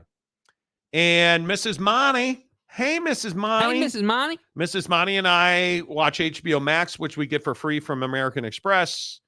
I don't have cable or satellite anymore, and I never thought I would say that. Mm-hmm. The NFL Sunday ticket, seamless for me. The NBA League Pass, seamless for me. Super easy. Yep. Super easy. I don't know why anybody would have satellite or cable. I struggle with that. I really do. But that's just me. Mike Smith, someone who actually pays that much to watch the Jazz. Eek. They're not great. But last night gives you hope, even though it was Detroit. Cougar Tracks. A rebuilding year can only last for so many years. And that's my point. Like, all of this kind of goes away if you're a playoff team. If you're winning, it goes away. Nobody gives a damn. Like, oh, it's Kyrie and signs and like, okay, fine. Yeah. Who are we playing next? Like, what's the rotation? Like, we're gonna talk other NBA and like the Lakers stuff and all this other stuff going on. And all I'm sitting here asking is, why are we not talking about like, hey, what's the actual rotation on this team? Like, why is it? And bless his heart. Why bless his is little it heart that Fontecchio is the guy that we think is Superman all of a sudden? Why is it that we're like just all about these role player guys in the league right now? Oh, that's right, because you're being sold a package about, hey, it's a rebuilding year and purple jerseys and overtime games and the building's full. Like, that's what I'm talking about. Yeah. Like, it bothers me, man. Tanner Plummer, the Trib has a reputation of being angry and doing hackett work, hackett jobs. They do. They do. That is not a paper you should pay for. But honestly, I would prefer that over all the Salt Lake media that is owned by the church and not holding the Jazz accountable. Ding, ding. And you know, we've had that conversation on the show, and you know, my opinion is we've way outgrown just being a Salt Lake show, but like, I think that's true, and I think it's part of the reason that Ryan Smith doesn't have to say 2 words. Ryan Smith could delete all his social media, and you could literally never hear from him again, and nobody would blink an eye. Dakota Tubbs says, move the Jazz to KC. The branding with Kansas City jazz music's the no-brainer. I mean, then the fact that Taylor Swift, who's now a Kansas City resident, she could. Okay, let's move on. John DeLon. I see what you did there. Thank you. There's no jazz in Canada. Yeah, there's nothing good in Canada from hockey. Okay. What's the music scene in Canada like? Is it Alanis Morissette, who last night? Dude, what? You're disrespecting the greatest rapper of our generation by saying that. Post Malone? No. You know who I'm talking about. Oh, Wheezy. No. Wheezy F, No. baby. You're disrespecting, dude. Snoop Dogg? Snoop Dogg? 21. Come on, dude. Oh, 21 Savage. You're right. My bad. No. My bad. No. My bad. Thank you, Drake, for reminding me. 21 Savage, greatest rapper of our generation. You're hating, bro. What do you mean? What go Raptors? Alex Ray, a phenomenal Hebrew, still the greatest username I've seen yet. Unbelievable. And he's one of my favorite dudes. Not sure the Jazz is not sure there is Jazz in Utah either. I believe there's not. It's facts. Believe there's not. To be honest, there is no Jazz in Utah as well. See, we're all rolling together now. It's synergy. For me, even if the Jazz did have a real plan to compete, I still wouldn't buy Jazz Plus. You would. Tanner says, I'm a cable cutter. Gumby says, never bought cable ever. Mike Smith, cable cutter. Noel Ramirez, $120 for a season pass. For Bally's, isn't it 70? But what Bally's, though? If Bally's regional sports, like the day of the regional sports network is going away. AT&T Sportsnet, Rocky Mountain, Denver, which is where the Jazz used to be, wasn't it? Or Time Warner. Yeah, come on. OG Gary, can we talk about LSU on the move to take Mizzou's DC? Not really. Wife and 3 kids, cable is only way to cover all their needs. Well, Jim, that's a very good point. John DeLon, no cable here, Sling TV and Rabbit Ears. The Buffalo Hunter YouTube TV for the win. Amen to that. Yes. Thanks to YouTube TV, I can watch my Cal Bears in action on the ACC network. Never imagined this scenario, but here we are. Because it's garbage. Calford, baby.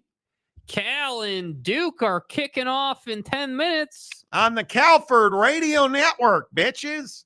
Man, those Golden Bears and Duke Blue Devils. Duke is Duke. Yeah, Duke is Duke. Duke is Duke. Cut the cord while you're drinking Bucked Up, the official energy drink of the Monty Show. Tomorrow is Giving Friday because certain people blew off Giving Tuesday. So we're doing Giving Friday this week. Tomorrow we will give away a $100 Amazon gift card on the show, and you will have to show us your Bucked Up.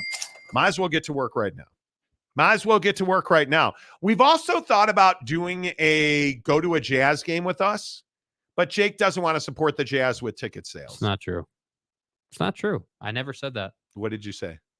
I said that's a good idea. You said, yeah, let's do it. Yeah. But tomorrow is Giving Friday on the show. So get your Bucked Up in right now. And again, I will just continue to tell you, and I don't mind showing you my physique. Yeah. Anyway. I don't really get it. I don't know what that was. My hips feel better. The point is, I love the fact that Bucked Up is a daily part of my nutritional plan. I cannot enough say that Buckshot is the best product they make. But man, I might be converting over to their pre-workout because Bucked Up pre-workout is phenomenal. And if you use the promo code Monty at checkout, you get 20% off. Show me your Bucked Up. I had so many people this year. Send us pictures of your, like my guy yesterday sent me a stack of 3 cases of his Bucked Up Miami in his garage. Bucked Up Miami, the best flavor, though the Cavender twins are tasty as well. And their drink tastes good. But the point is, Bucked Up Miami is my favorite flavor, although the cherry candy is amazing as well. Hook it up, buckedup.com, and you can get them for all our Texans, go to HEB, you can get Bucked Up. Nevada, Arizona, Utah, Maverick, Walmart, any Walmart's got Bucked Up. Hook it up, use the promo code Monty to save 20% off at checkout. Should the LA Lakers fire Darvin Ham? I think this is a huge story. Now, you know that here on the show, Grum, some of us are Kevin Durant apologists. I happen to be fans of people who actually are productive basketball players like Devin Booker, who will be an LA Laker before too long. Come on, man. Hopefully by then they have fired Darvin Ham, because if you go back on the channel and watch what we talked about, Darvin Ham wasn't the right guy to be the Lakers coach. It's the LA Lakers. Who's the best coach in the NBA right now? Steve Kerr? No. I mean, he's a really good head coach. He's just in a much tougher position. I mean, I think, if the Suns figure it out, I think Vogel's there, with all the injuries they've had. I think has Bradley Beal been a bust?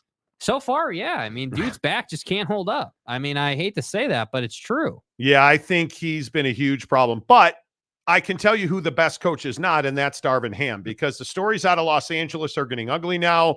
Darvin Ham has allegedly lost the locker room. Player rotations have been a big source of frustration. His finagling the starting 5 on a regular basis has pissed some people off. And frankly, there just seems to be a lack of understanding of what the LA Lakers are trying to do on a possession in, possession out basis. And I think we saw as much of that from Anthony Davis last night, who warned that if the Lakers don't turn this losing streak around, and I'd remind you, they've lost 3 in a row, they're a game under 500, and they are in the last and final playoff spot in the West again. Darvin Ham's not the right guy for this job. The Lakers need to go and get a guy who's got pedigree, who's got a track record, who's shown you he knows how to handle big personalities. And I'm not even sure that the right coach is out there, but I'm pretty convinced, Jank, that it's not Darvin Ham. And I think the problem is that your point about them sort of lacking direction on offense and even on the defensive end. Like, it doesn't take a rocket scientist to watch the Lakers and see, yeah, this team it doesn't have an identity offensively. Like, LeBron and AD are in the game. Okay, is Austin Reeves on the floor or not on the floor? And if he's not on the floor, who's the number one option? Well, a lot of times it's Davis, but a lot of times it's LeBron. Like, who's shooting it from the corner? D'Lo went to the bench. Like, is he a starter? Is he a backup? Like, that I just think there's a lot of these issues. And I think the biggest thing at play right now is Darvin Ham wants to sit at the dais and say, hey, well, we've had a lot of injuries, and it's I believe he actually said it's damn near impossible to get chemistry and flow and rhythm in your players when they're hurt all the time, which is technically true, but every team deals with this. And the reality of the situation is, when you signed up to be the head coach of the Los Angeles Lakers, you didn't sign up to make excuses about injuries. You signed up to get the damn job done. That is the modus operandi, the expectation, the way we do things in LA is championship or bust. So when Darvin Ham's sitting up there making excuses about injury, it's not a great look. You then compound that with Austin Reeves saying, well, yeah, we just kind of got to figure things out, and like, guys got to play a little better. And then you've got Anthony Davis sitting in the locker room saying, yeah, guys know what they need to do individually. We know what we need to do as a team, and we just have to be better. Like, so which is it? Is it the injuries? Is it guys have to improve, or is it we just have to do better? To which I say, yeah, Darvin Ham's lost the locker room, because ultimately when a team's going good, the messaging is the same.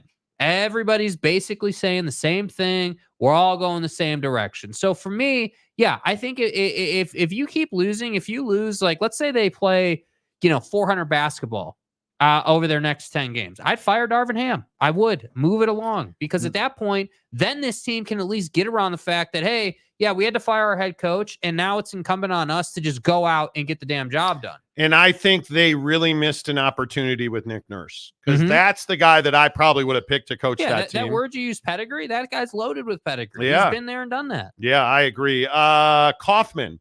What's up, Kaufman? Keep up the great work, Monty and Two Holes. Hope you had a great time over the holidays. We did. Kaufman's been a member of the show for 9 months. Let's go. Wasikowski and Plymouth Canton. Kyrie Irving is supported by an anti-Semitic group known as the Black Hebrew Israelites, which would have explained his sign situation at Utah. Perhaps, but I think. But what explains him denying it then? Like, he had an opportunity to be an idiot, and he turned out not to be an idiot. So I just think it's one of those things where you got to figure it out. I mean, honestly and truly. Sean Rollins says Bradley needs you mean Brad Beal? Yeah, it's not Bradley, dude. It's Brad. Bradley needs bucked up. He does desperately. Desperately. Gumby Fresh Out says Carvin Ham, apparently. Jake made me in a script today say Darvin no D Ham. I don't get it. Carve that ham, Mike Smith said. Sean Rollins, like I said, they won their trophy, the halfway chip. Yeah, the in-season tournament. You know. Mike Smith, Hambone, have you heard? Okay. Jeff Woodworth, Two Holes got a soul patch. Bro, like, can we not just talk sports? Like, why you gotta distract the show, dude? You gotta throw the show out. Like, you and I have had this, dude. You and I have had this conversation, bro. Like, what is this technique? Like, is this like, like, what is that technique? What is that? Apparently, it's how you grow pubes on your chin. I don't know what that technique is. Why are you using the word pubes? Yeah, What are you, nuts? that's not a soul patch. That's a few random scraggly hairs. My point, indeed. Buffalo Hunter, the Lakers need Doc Rivers. Yeah, I don't know about that. I honestly don't know where you go if you're the Lakers, because that's a big job. And I think, you know, I don't know who's the best available or who's an up-and-coming assistant. Are you telling me you're going to hire Jaron Collins for that job? Are you Kevin Young? I seriously, Becky Hammond, her first gig is going to be the Lakers job.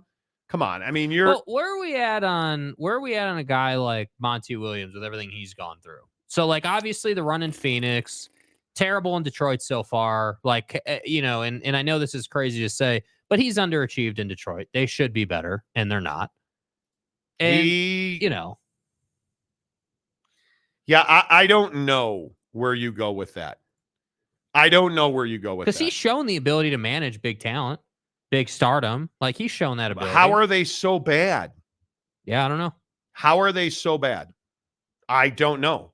But if I'm the Lakers, the issue is your best former head coach out there is probably Mike D'Antoni, right? But they don't play defense, right? And I mean, I don't know where you go.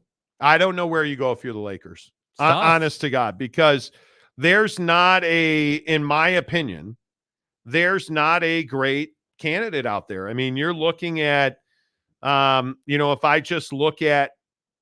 Oh, boy. What? Breaking news on the Will Howard train. Uh-oh. Buddy has committed to Ohio State. Will Howard from K-State is going to Ohio State? Yes. Yes. Wow, that is a huge pickup. You knew it was going to be SC or Ohio State. You knew. Wow. Do you like that? I do like it for him. Yeah, I think that's it. You know, you need to go to a system where you can throw it all over the yard, and Ohio State is exactly that. And you know, again, it's another sign on this point that we've discussed over the last week or so about Lincoln going to the NFL. That tells me that Will Howard didn't like what he saw at USC in terms of longevity, in terms of, hey, you know, what's the current state of the program? Like, hey, yeah, I feel like I'd be better at Ohio State, and I feel like that gives me the best opportunity. So I happy for him. You know, it's a great fit in my opinion. I think it is massive for Ohio State, and I think Lloyd Carr, Jason call me Ryan Day needed this. Absolutely needed this. I think it is huge. And he is, wow. I mean, you think about a guy that's played in big games. I mean, and the obvious question is, I mean, do you beat Michigan if you had Will Howard? Boy, that's a tough one. Can you win the Big Ten this coming season?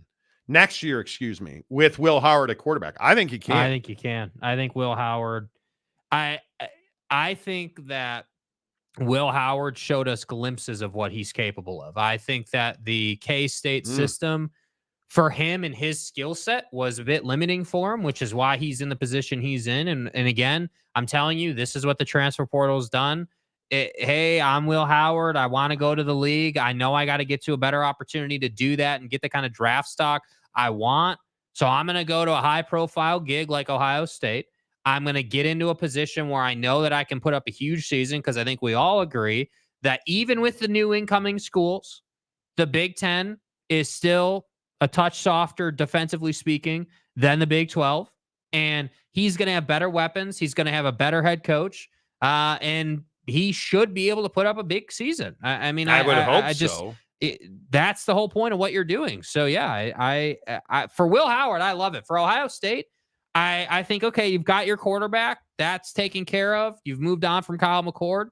Now let's go out and make sure the wide receiver room's taken care of. And if you can get a running back, that's great.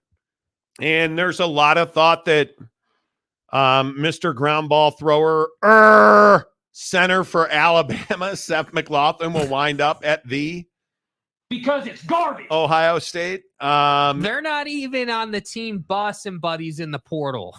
Dude. After that game, dude. I think it's really interesting. And I think that this is what Ryan Day needed. Let's in all seriousness. Yeah. Ryan Day needed Will Howard. He was, in my opinion, the best available quarterback in the portal. And I think this was the only thing that you could do. Yeah. This was it. If you took a risk, this was not the time to do it. It's fair, says Rock Chalk Jayhawk. We want Bama in overtime. Okay. I like it. Boss Frog, a member for 5 months, says, hi, Jake. What's up, boss? How we doing, bro? TH says, won't matter without an O-line for Ohio State. Well, McLaughlin can block. He just can't snap the ball. You know, Justin fucking Salas? Bro. Wait. What? Oh, what are you talking about, Is it the vernal equinox? Apparently. Justin Salas. He's not. Justin Salas is on the show. Where have you been? You've been in your shower still, haven't you? You've been in your shower, dude. Hey. Okay. It's the fucking vernal equinox. Has to be. Justin Salas. Fucking A. Afternoon, boys. I've been silently listening and watching y'all grow. Would love your thoughts on the rumors Lori to OKC for the right package. You don't just roll in here and... Oh, okay. Oh, hold on. So wait, you can't on one hand be like, hey guys, I've been silently listening in the background in the deep state. You would know the answer to the question if that were the truth. And if that were the truth, you would know that we've discussed this topic and we broke the news that Lauri Markkanen, per my guy, is on the trade block. He is available. Can't be true. You guys are hacks on YouTube. Keep it real. Fat ass. Anyway, the point Justin Salas, for those of you who don't know, long time listener, first time commenter. Justin won a contest, I think, on this show where he was wearing our casuals t-shirt, which we actually put some time and effort into merch today. It's the fucking vernal equinox. Yeah, it's never going to happen. But the point is, Justin Salas, who has some actual Monty Show merch, wore it in a shower. And then I believe put it on his new baby. Well, he dried it first. It's Justin Salas. Dude, it is so good to see. Are you still in Texas? Where are you? Stay hard. Justin Salas, you stud. Good to see you. Man, like all of us, Will Howard signs, Justin Salas back in the comment section. Tell me it's unrelated. Tell me I will not believe it's unrelated. I won't believe it. Sean Rollins, what's in the box? What's in the box? Exactly. I haven't seen Justin Salas since Don Rudy drama. Crazy. One of the OGs, if I'm not mistaken. Damn right. Damn right. Mike Smith, Monty's slow clap did not get the crowd to join. No, it did not.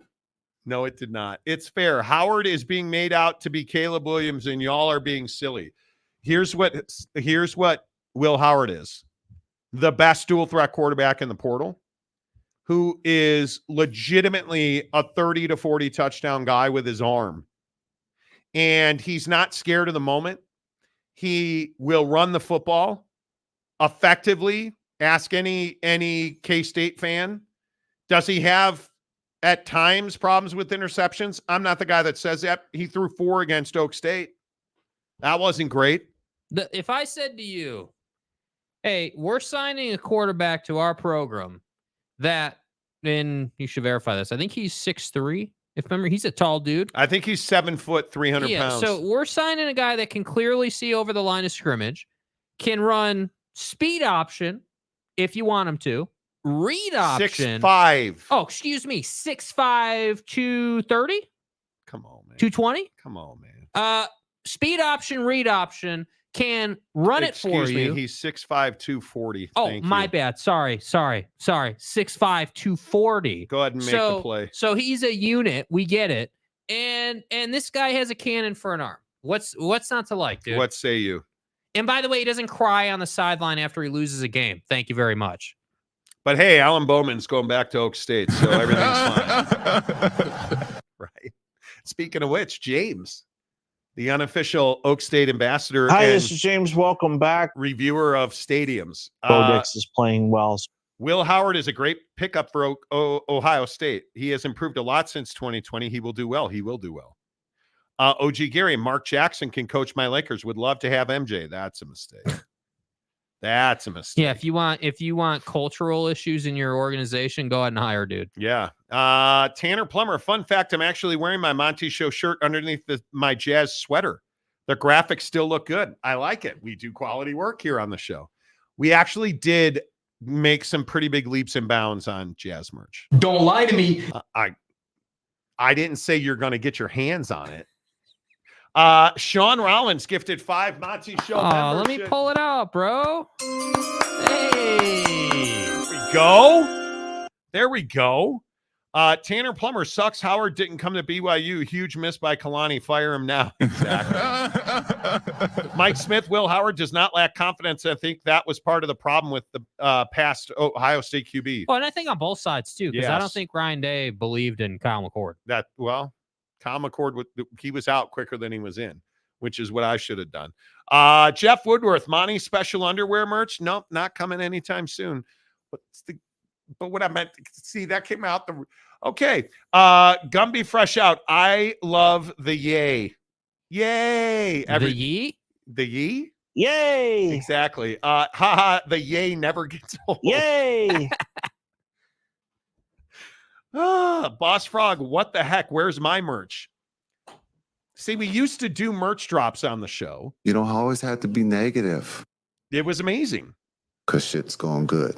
And we had a Monty Big 5-0 birthday bash. Did Tanner come to that? I can't remember. I think he did. I can't remember. But Big Daddy Magic was there. He got merch. He did. You know. Yeah, dude. It's fair. Victor's Hoodies. the way. Yes, hoodie. We are working on hoodies. Mike Smith, LOL, out quicker than he was in line by Monty was awesome. Jake did not comment. Yeah, I'm not talking about that. Any Oregon versus Ohio State looking nice next year in Eugene. Yes, it is. Damn right it is. Yes, it is. Jeff Woodworth, Monty's show. This is how you soak t-shirt. Exactly. It gives meaning to I'm a Quaker. That's damn right. I'm a Quaker. Quake. Okay. James, would Monty Williams be a good fit with the Lakers? My bad. Just rewind 15 minutes. I'm giving you a fucking answer. Sleeveless hoodies, working on it. Hats, working on it. That's great, but that doesn't answer my question. Where's my merch? I believe it's at the Floridian, right, Jake? No, it's actually at the Omni Hotel in Dallas. Yeah. We're Big 12 Media Day won't be. We're trying. It's fair. Swim trunks. See, that's what I said. Rip the crotch out of them. Wow. Aaron Wilson. I want my Monty Show snapback. Working on it. Jogging pants. I want it. Better get some talc. Although, didn't they say talc causes boy problem like cancer? The jewels. His cock. I think so. No. If the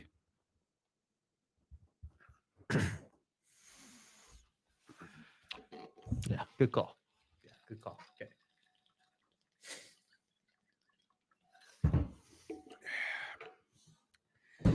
Ohio State want a quarterback, they get a quarterback. I agree. I agree. Tanner, I was at the Big 5-0 birthday bash. I remember Monty forcing me to eat cake. God, I love cake so much. Okay. And I also don't remember seeing you, Jake. Where were you? Were you there? Yeah, no, he wasn't there because he was parading around Salt Lake City with the Stanley Cup. You know, what's happening, Jake? Pete Thamel just tweeted.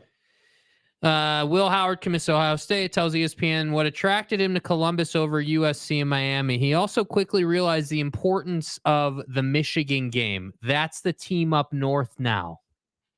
He's already talking junk on Michigan, dude. Dude, he's been on this show 3 times, I think. Oh, and there will be a 4th time.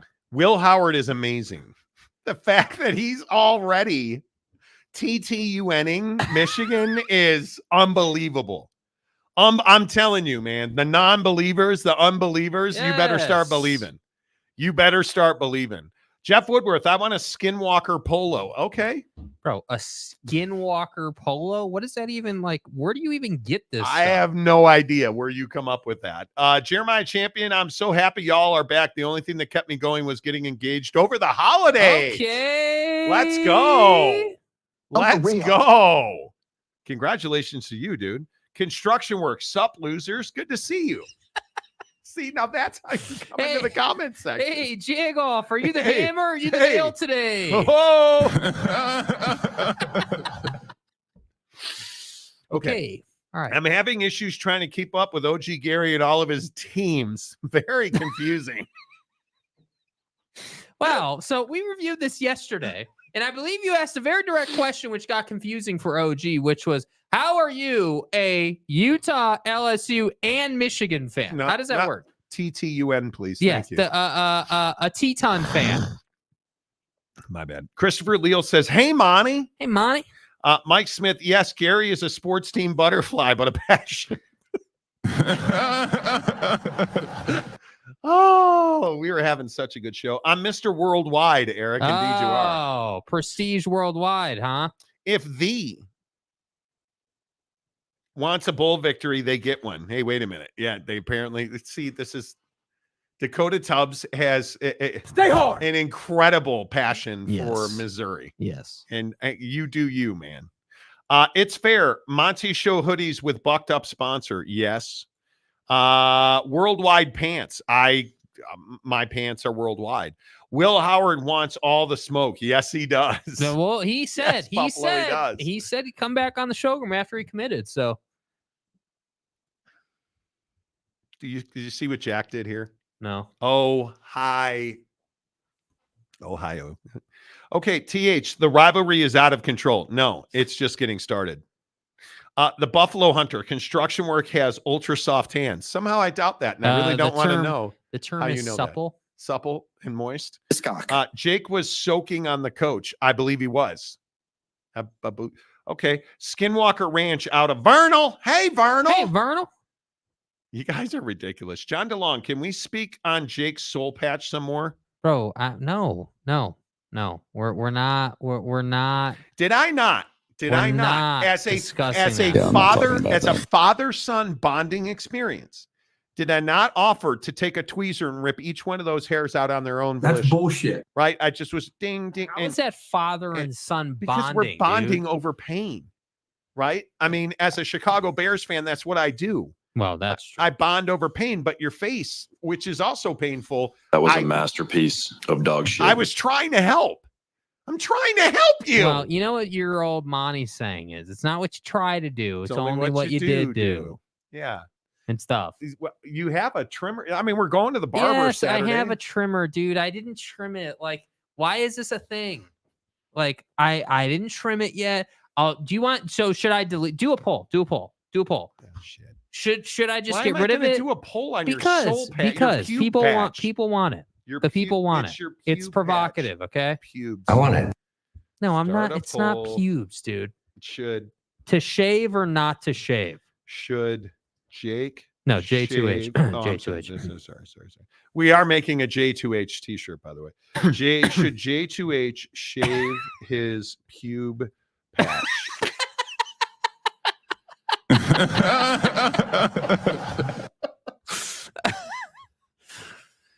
Okay. Yes, no, or never say that again. Go. The poll is in place. Have your say. Okay. There it is. The Okay. poll is happening. All right. So should J2H shave his pube patch? 50% already say yes. Okay.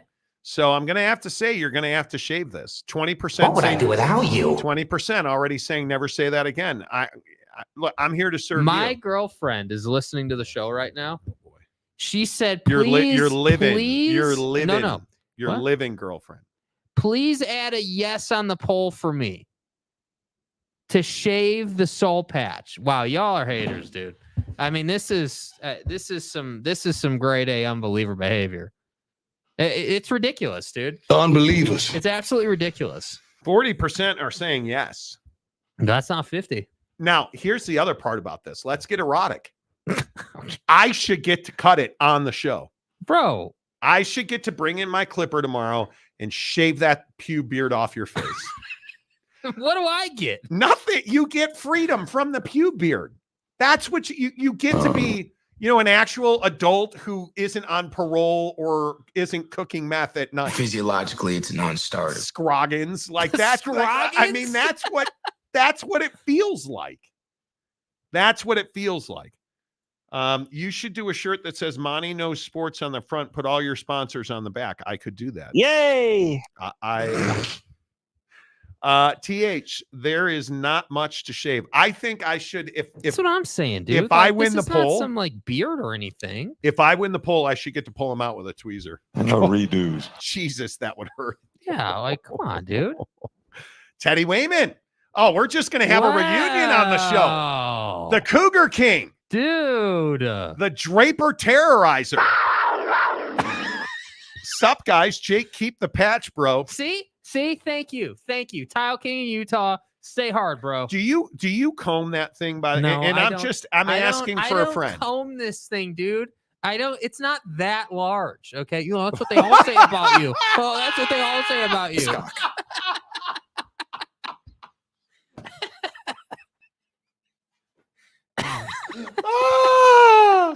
No, it's not that large, sir. No, it's not. TH, that'll take all of 3 seconds. I agree. That's what they all say, huh? I don't disagree. Lopes fan gave for $2. J2H's soul patch is a masterpiece. Thank you, dude. Thank you. The thing is beautiful. Like, No, thank you, bro. No, it's not. No, it's not at all. Ever. Brandon Butler, full beard or nothing, Jake. It's not a landing strip, my dude. Exactly. I'm flavor saver, bro. Don't play intramurals, brother. Is shaving cream needed? No. You just need a hand trimmer. I have it. I have one, dude. I just haven't used it. With a guide on it. Because that's what I do. I have a little residual. And there's nothing wrong with that. You just can't look like creepy you can't Steve. have a little forest on your lip there, Slick. No, because it's creepy. You're a weirdo. No, you're not. No, actually, I almost called you a nice guy, which doesn't make you feel responsible. Maury Alvarez, my daughter wears the 50th birthday T-shirt at least once a week. That's what I'm saying, dude. Mike Smith, Cougar King, Teddy Wayman, Draper Moms, done. James, keep the man area trim. Need a lawnmower 5.0. That's what I'm saying. Hi, this is James. Welcome back. That is exactly what I'm saying. And a lawnmower 5.0. Yes, that's actually from Manscaped. I know. Yeah, it's a product. I have love one. that's. Oh, you have one. I have a 3.0. Yes, I do. Oh, you have a 3.0. Yes, sir. Okay. Gumby Fresh Out. Jake's impersonating Teddy with that soul patch. I agree. Need an EGG Gary. No, if I can't the Todd. Wow, we're just going to reunite with everybody. Wow. The Todd father Where decided have to you show been, up today. sir? Keep growing it, Jake, till it's literally to the pubes. Then you can like braid them together. My wife got a new like blow dryer brush combination unit. Wow. She would lend it to you to braid that seems intensive. The soul patch pube thing. Girl get self-conscious about flavor savers. We're gonna move on. Aaron Wilson, I heard you trim it. It looks bigger. Grow up. Bro, you did not just say, I heard if you trim it, it looks bigger. Can you measure it? You're getting smoked. 50% said yes, shave the pube patch. 26% say no, and 24% say never say that again. Cock-a-doodle-doo. Half the people who voted in the poll say you're out. You got to shave that thing. Okay. I'll shave it tonight. It's fine. No, we're doing it on the show tomorrow. You're not doing it with tweezers, bro. Yes, I am. Inhumane, bro. Oh, can I do it with scissors? No. I guess you could. Yeah, that wouldn't hurt that bad. You think it's going to hurt at all? No, probably not. If I did it with scissors, it would hurt. Yeah, probably. No, with tweezers, it would hurt. Scissors wouldn't hurt. LOL, Jake is just a late bloomer. Yar. It's okay you can't grow a beard. It's not fucking real. The funny thing is you're notorious for your neck beard. Yeah. Which you should never grow again. John DeLon, no shaving cream needed. Maybe a little Oreo cream. Jake's a big fan of the cream. What? Why do you say things like that, dude? I don't know what you mean. Are you not? No. Okay. Eric Wasikowski from Plymouth Canton. Or Joseph Harper. Joseph Harper from not Plymouth Canyon. From not. He's actually from Seattle. Prick. Jakey got that Shaggy from Scooby-Doo.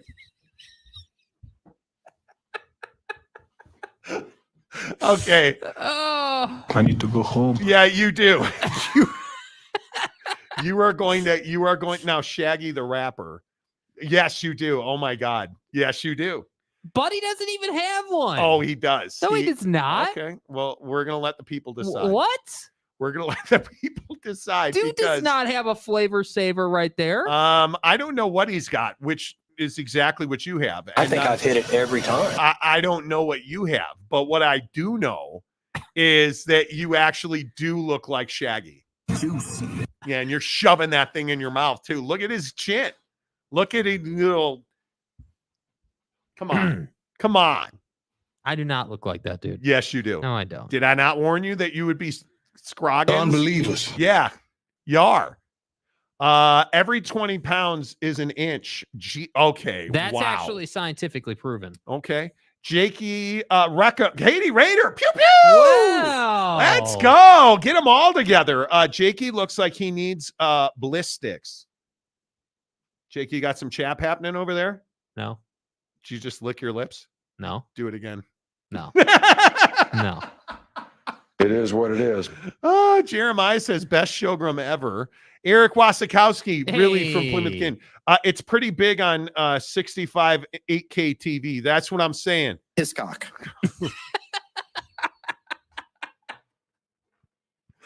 What are we doing? I can't unsee it, Jake. Jake does look like Shaggy. No, I don't. Yeah, bro. you do. No, I don't. You do, No, I J2H. don't, Yeah, you dude. do. No, I don't. You do. I Yeah, do not. You do. No. Yeah. No. Yes. No. Maybe. Get out of my way, dude. Tell me you don't. You honestly think that's not a self-portrait? No. Tell me when we go to Jersey Mike's, that's not how you inhale. I mean, I do, but I don't look like him. Okay. It's fine. It's fine. So I'm going to end the poll because it's overwhelming now. It's overwhelming that you're going to shave that thing on the show tomorrow. You're going to shave that thing on the show tomorrow. Okay. Right? Okay. Is that correct? Yeah. I mean, if you want to bring scissors in. I'm not bringing scissors in. James says, I have a great idea for a shirt. Oh, God. Oh, Jesus. Pick up Monty as a sports Jedi, Jake as a Padawan. May the sports be with you. Okay. Okay. You know, it's fine. I am your father. So can I make a confession to you guys? Yeah. Well, I've never seen Star Wars. I've seen every Star Wars like 1,000 times. Yeah. I'm not the douche who's never seen the original Dune. I have seen the original Dune. Who's in Yes, the I have. Who's I in don't it? remember. I watched it when I was like 8. I remember watching Dune as a kid. I can't name faces and everything, but Yeah, just because it's fucking Sting. It's Sting. It's not like, excuse my French. Yeah, but it's I wasn't not into some wrestling as a kid. And whose fault is that? That's bullshit. So you really think? See, you say stuff like that. Well, I wasn't into wrestling, bro. I said Sting. You said wrestling. Like you just have no culture. And then you wonder why I want to shave your pube patch with a pair of tweezers. You wonder why. And the funny thing is you think The fact that you've token this thing a pube because it is. It is. Dude, it's not. You bro. Dude, you cook meth in a trailer. Just own it. Just own it. Man. How come you haven't shaved? Your girlfriend even hates it. Yeah, I'll shave it tonight, dude. Did her family comment on it? No. Did any of them pull it to bully you? No. Did you want them to? No. Because it is kind of like illegal. No. I could pull you around by your lower lip with that thing. No. So tomorrow on the show, I want you to commit that you're going to allow me to shave that thing on the show. Human or non-human? With what? I'm not committing yes to or no? tweezers, dude. Yeah, I'm not committing Did I to say tweezers. commit to tweeze it? I'm not committing to that. You're a jerk. I'm not going to. Okay.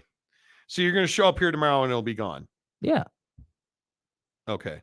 Trevor Bauer tells Fox News he was reckless and made a lot of mistakes after sexual assault allegations halted his MLB career. Boy, this is just going to be that day of revelations. Jake's got a pube patch and Trevor Bauer says he was reckless with his sex life. Man, wow. Wow. How about that? All right. Let's get back on the track. The Monty Show presented by our good friends at The Advocates, theadvocates.com. The best injury attorneys in the business. Hit them up at theadvocates.com. You can chat with an injury attorney, and it's not going to cost you a penny. Live online right now, 24/7, 365 on your schedule whenever you need them. Theadvocates.com. They are there to help you. And if you've been hurt at work, man, I know. You're worried about losing your job. You're worried about paying your rent or your mortgage. The Advocates got that for you. Let them take all that weight off of you so you can get healthy. You can get back to work. The Advocates are going to take care of your case.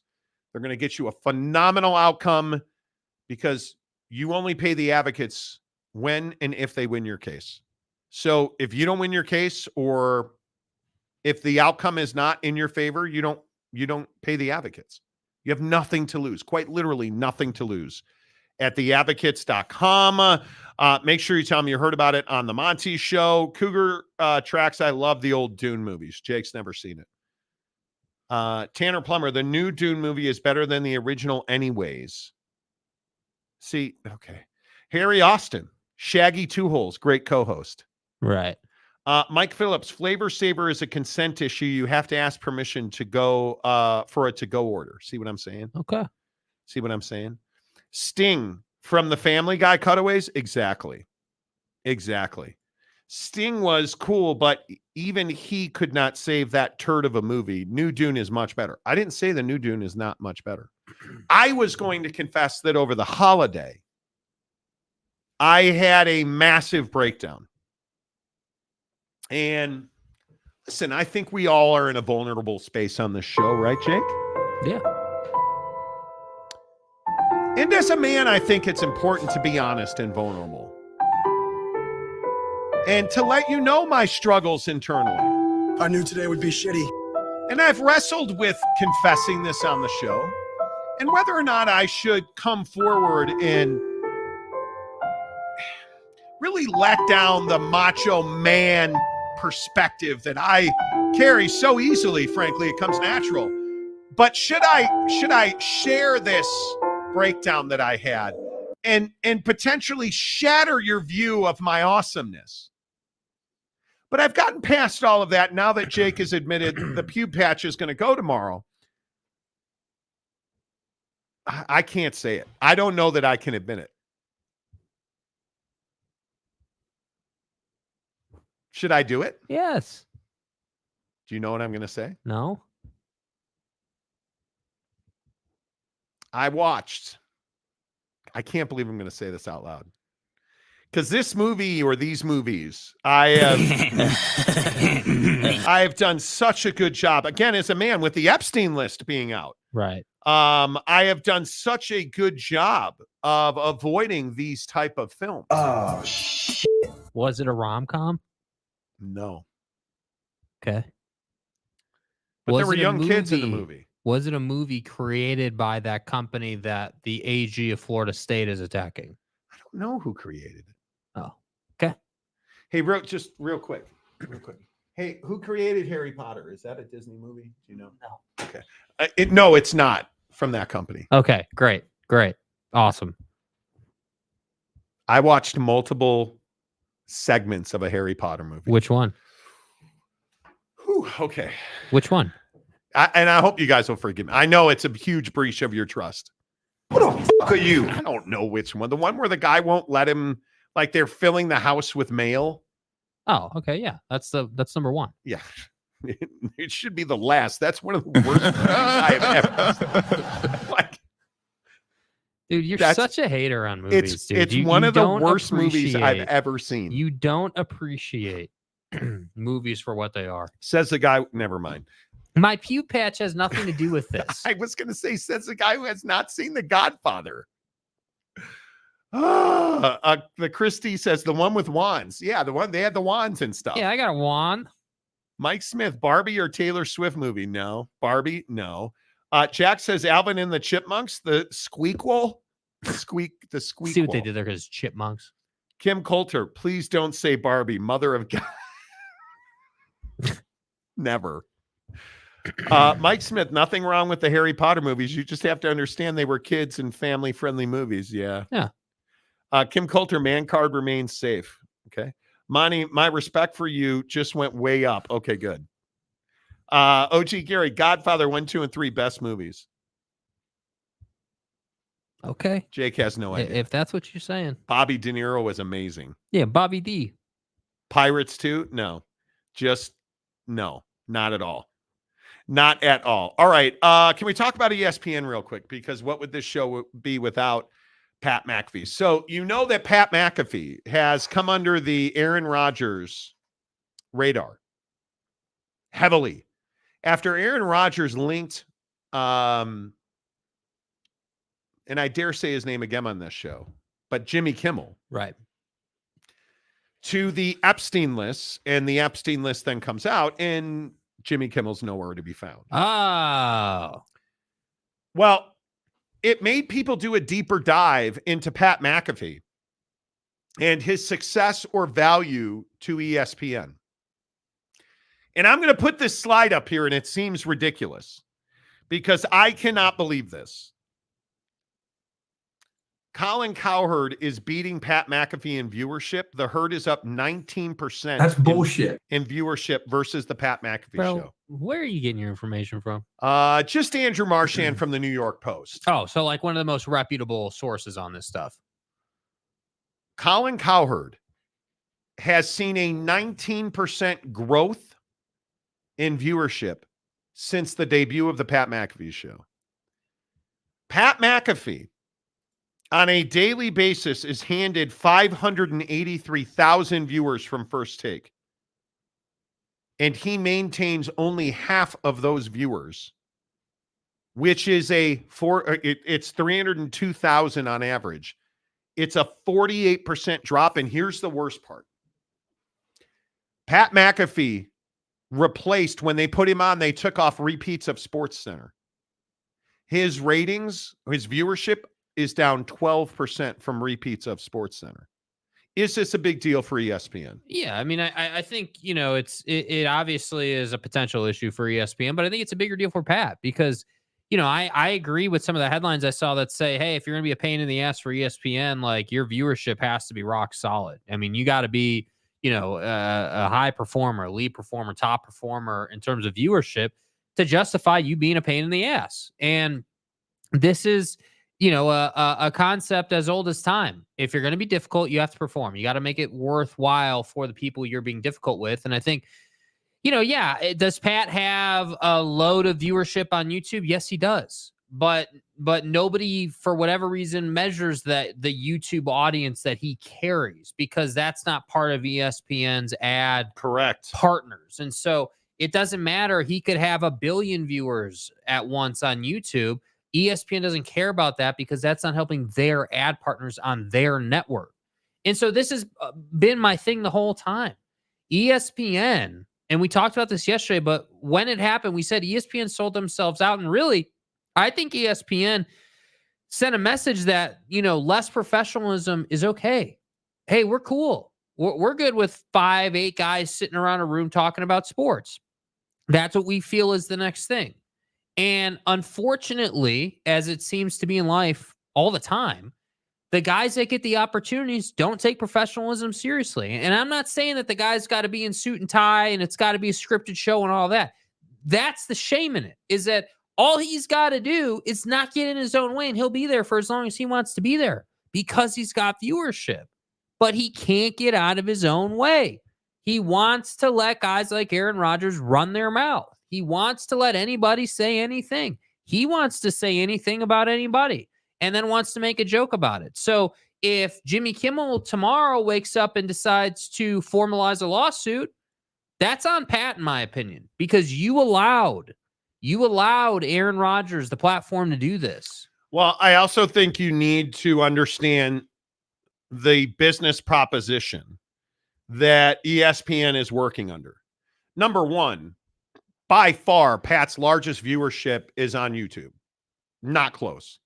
The problem with that is that doesn't make ESPN the money that they're trying to make to recoup their $80 million investment in Pat McAfee. So you have, and I mean, we watch his show on YouTube pretty much every day. Honestly, we don't watch it on ESPN. We watch his show on YouTube. So he generally has between 200 and, depends on what's happening, but 200 and 400,000 people on his show, watching his show on YouTube. But you can't count those numbers. And I think that's the thing that ESPN didn't understand, is when you have this massive audience that is trained, it's going to be difficult to flip them to live TV.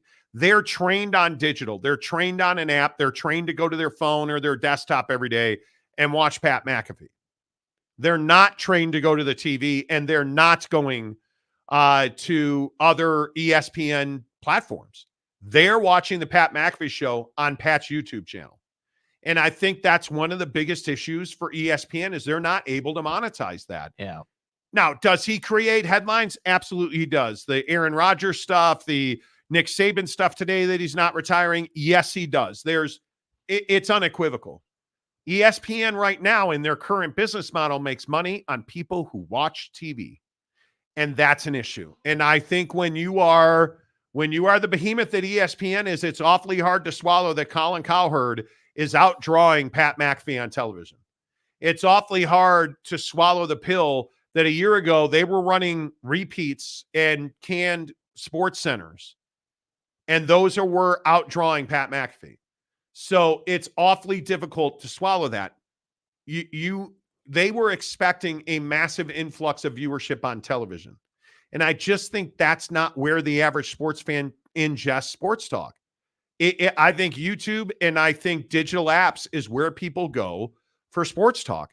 And I don't know how ESPN fixes this, because again, we seem to be in this cycle where shitty sports talk wins, and I don't get it. And I'm not talking about our show being great, but when you look at Colin Cowherd, that show's not good. He routinely makes massive mistakes because it's garbage, and he's winning. And I don't understand that. I think Pat McAfee is the face of sports talk in this country. I think he's got by far the biggest sports talk platform in the world. and somehow he's not winning. Yeah, I think that's because there's burnout factor with Pat. Like, in the Well, sense that's that, very that, interesting. like, Pat, can turn people off. And, as I hate to say this, but whether you like Colin or not, he's on. Whether you like Rome or not, he's on. Whether you like Stephen A., he's going to be on. And you know what to expect out of these guys. And I'm telling you, when you start talking about things like the pandemic, thoughts on vaccines, thoughts on that type of sensitive material. Yeah. Obviously Epstein's list is the latest example, but when you start talking about sensitive material like that, like, you're going to turn people off quick, because the one thing that I think people have always undervalued in the industry is listeners, viewers, you guys come to our show for sports and fun. You do not come to our show for me to tell you something about some war overseas or the border or whatever political issue is the hot topic today. Like, you don't come to our show or Pat's show or any of these shows for that type of content. If you wanted that content, you'd have your chosen news network on. And so when Pat has Aaron Rodgers on, and you're like, all right, cool, this is the Pat McAfee show, it's the new thing, Aaron Rodgers is sitting in the chair, like, let's talk football, man. He's making $4 million a year to be on that show. Yeah, like, let's talk football, let's talk recovery, let's talk X's and O's. Like, I want to know this from Aaron. Like, and then he gets on about Jimmy Kimmel and Epstein's list. Like, I think that frustrates people. And I don't even think it frustrates them from the standpoint of agreeing or disagreeing with Aaron. I think there's a large percentage of viewer that's like, dude, if you're going to bring someone on to talk about political stuff or Epstein's list, like, I'm not interested in that. And I know that I can go to Cowherd, Rome, Stephen A., Dan Patrick, hell, even Rich Eisen. I can go to these guys who've been figureheads in the industry for decades, and I can get the token NFL playoff picture conversation. And I'm not even interested in it because they're so good. I just want to know more while I fill out my data spreadsheet. Like, I'm telling you, that's a big deal. Yeah, I think it is really interesting. I am very interested to see how this all pays off for ESPN, because if you're not able to leverage YouTube, and when I say leverage YouTube ads and YouTube viewership absolutely makes you money. But we're talking about a situation where he and his staff cost them millions of dollars a year. It is not a small enterprise. And I mean, Pat's biggest ad partner right now, I would believe, is Verizon. But you don't get, if you watch his show, and again, I watch his show every day, and you don't get typical, if I'm not watching on ESPN, and I rarely do, we don't see ads on his show. When he goes to break on his show, they play features and, hey, here's me at WrestleMania. Hey, here's me at the college football playoff. And you don't get a lot of ads. And it's one of those things that I think is going to be very interesting for ESPN to navigate. And as somebody who works in the YouTube space on a daily basis, it is a very difficult game to play. You have to play by their rules and their rules only at Google and YouTube. And if you don't, you're not going to win. And I'm very curious how ESPN will leverage his show on television. Because any way you slice it, their television product is going to be around for a significant amount of time. And their direct-to-consumer stuff is probably 2 years away. I mean, just in the next 2 years, are you just willing to eat the money you're losing on Pat's show? Because I think by any measure, they're losing money. I also would point out that it remains incredible, like amazing, the lack of knowledge around YouTube as a platform. Like, it's wild. The idea that we're sitting here having a conversation about a company like ESPN not understanding how YouTube works, or that you're not going to bring hundreds of thousands of viewers from YouTube to live TV at ESPN is astonishing to me. I mean, you can bring like you could bring like FanDuel, where Pat was. You can bring YouTube users to FanDuel all day. That's fine because it's a digital product and people are trained on that. Hey, okay, this is where I find your show on FanDuel. I get it. Totally cool. Totally understand it. Makes perfect sense. But ESPN just assumes that you're willing to like go on YouTube TV or like go on DirecTV and pull up ESPN. And I think the other thing that ESPN undervalued, and this has been your point the whole time about Pat and SportsCenter, is putting the Pat McAfee show on TV in a bar is not really a productive thing for that bar because you don't understand what they're talking about the way you do with Pardon the Interruption, the way you do with SportsCenter or whatever. I think it's very interesting the heat that Pat's taking for his apology that wasn't really an apology. Yeah. Saying that he was, he apologized or he was, regretted being part of it. And he only wants to bring positivity. I think these are all learning experiences for Pat. And he said, I'm sorry. I think he said, I apologize for being part of it. Pat will be more successful when he stops taking a half-ass approach to professionalism and content. Like, that's my opinion. I think that Pat McAfee is a football player, knows football, has intimate knowledge of the game, and he's outstanding on football. But he is uneducated on other sports or other things in the sporting world. Yeah, he's brutal on the NBA. His co-hosts, in my opinion, and it's not personal, but I just think that they don't have good conversation about other sports outside of football. They don't. I'd even go as far as to say that he's only really good on the NFL. College football is a little more surface level for Pat as well. So that's why I say I don't know. We watch it every day. Like you've said 3-4 times already. We watch it every day. I know this guy's show. And I'm telling you, his show could be loads better if he would just invest in a couple of core fundamentals, and it doesn't have to be suit and tie scripted thing. It can feel exactly the same. Just be a little more disciplined. Notice when he apologized, it wasn't tank top Pat. It was dress shirt Pat. And by the way, and we've seen this, it hasn't been tank top Pat for about 2 weeks. He hasn't worn a tank top. And I know it's winter and it's cold, but you're telling me this guy can't find a jacket? Like I'm telling you, that's a thing. That's absolutely a thing. Yeah, we'll see. I really hope that Pat makes it. I hope that I don't see any way that you can separate yourself from Pat. And I think I think one of the things that's really important to point out, they license their show. Mm-hmm. So, and I hope people understand this. Pat McAfee does not, on the Pat McAfee show, not Game Day, not the other Supercast, on the Pat McAfee show, he does not work for ESPN. That is wholly a licensed deal, which means ESPN takes a feed of his show and puts it in different places. That's it. He does not work for them. They do not have editorial control. He has the final say on, hey, is Aaron Rodgers going to be on your show? That's a Pat McAfee decision. And we've told you that from day one.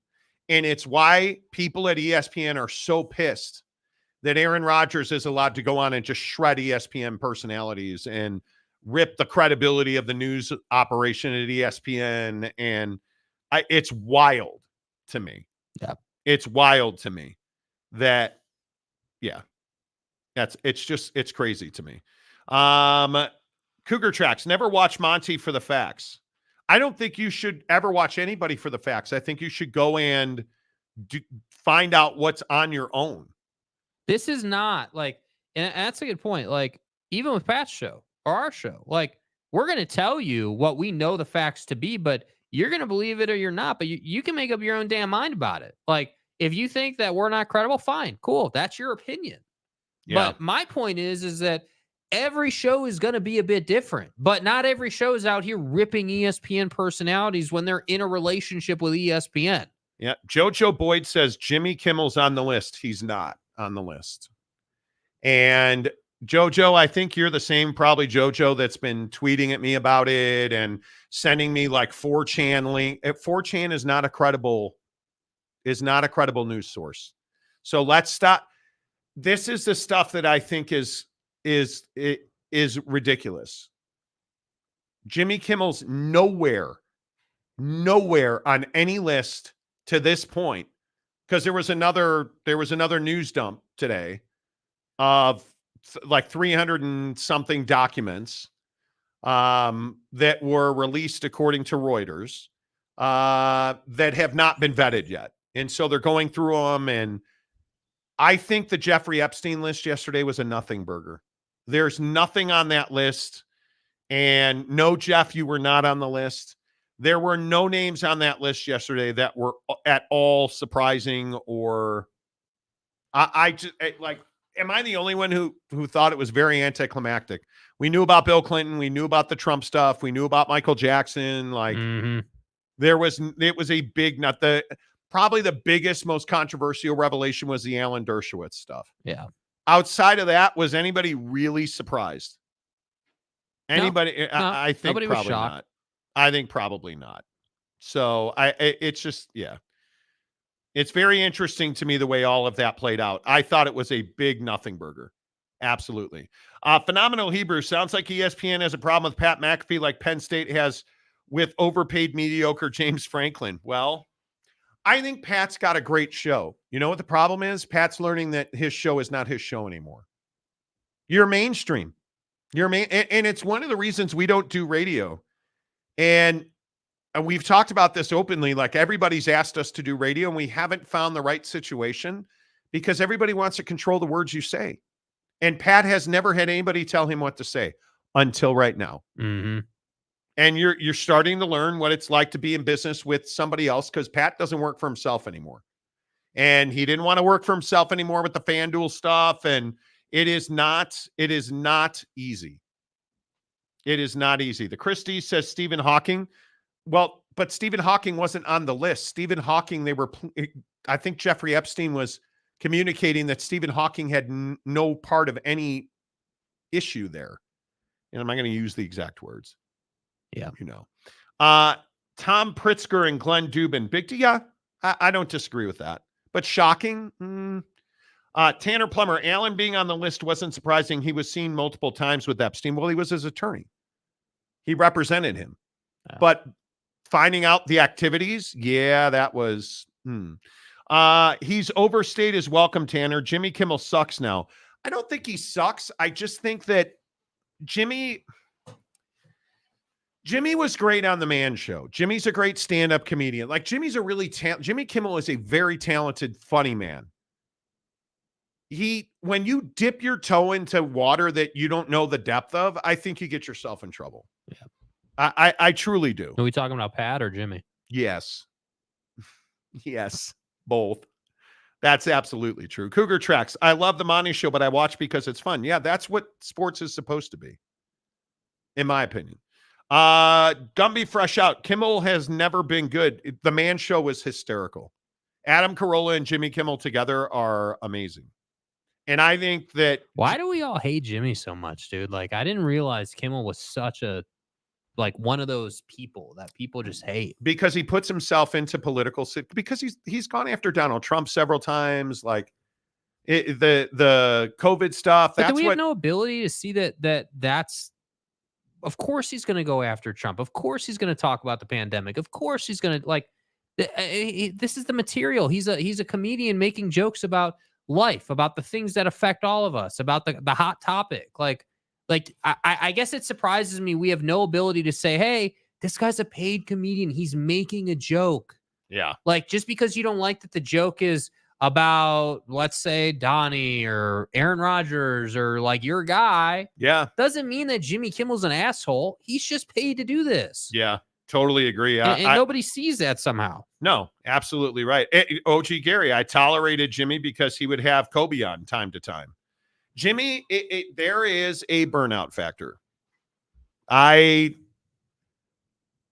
I think most people that hate Jimmy Kimmel hate him because of the Trump stuff. Yeah. Because of the COVID stuff.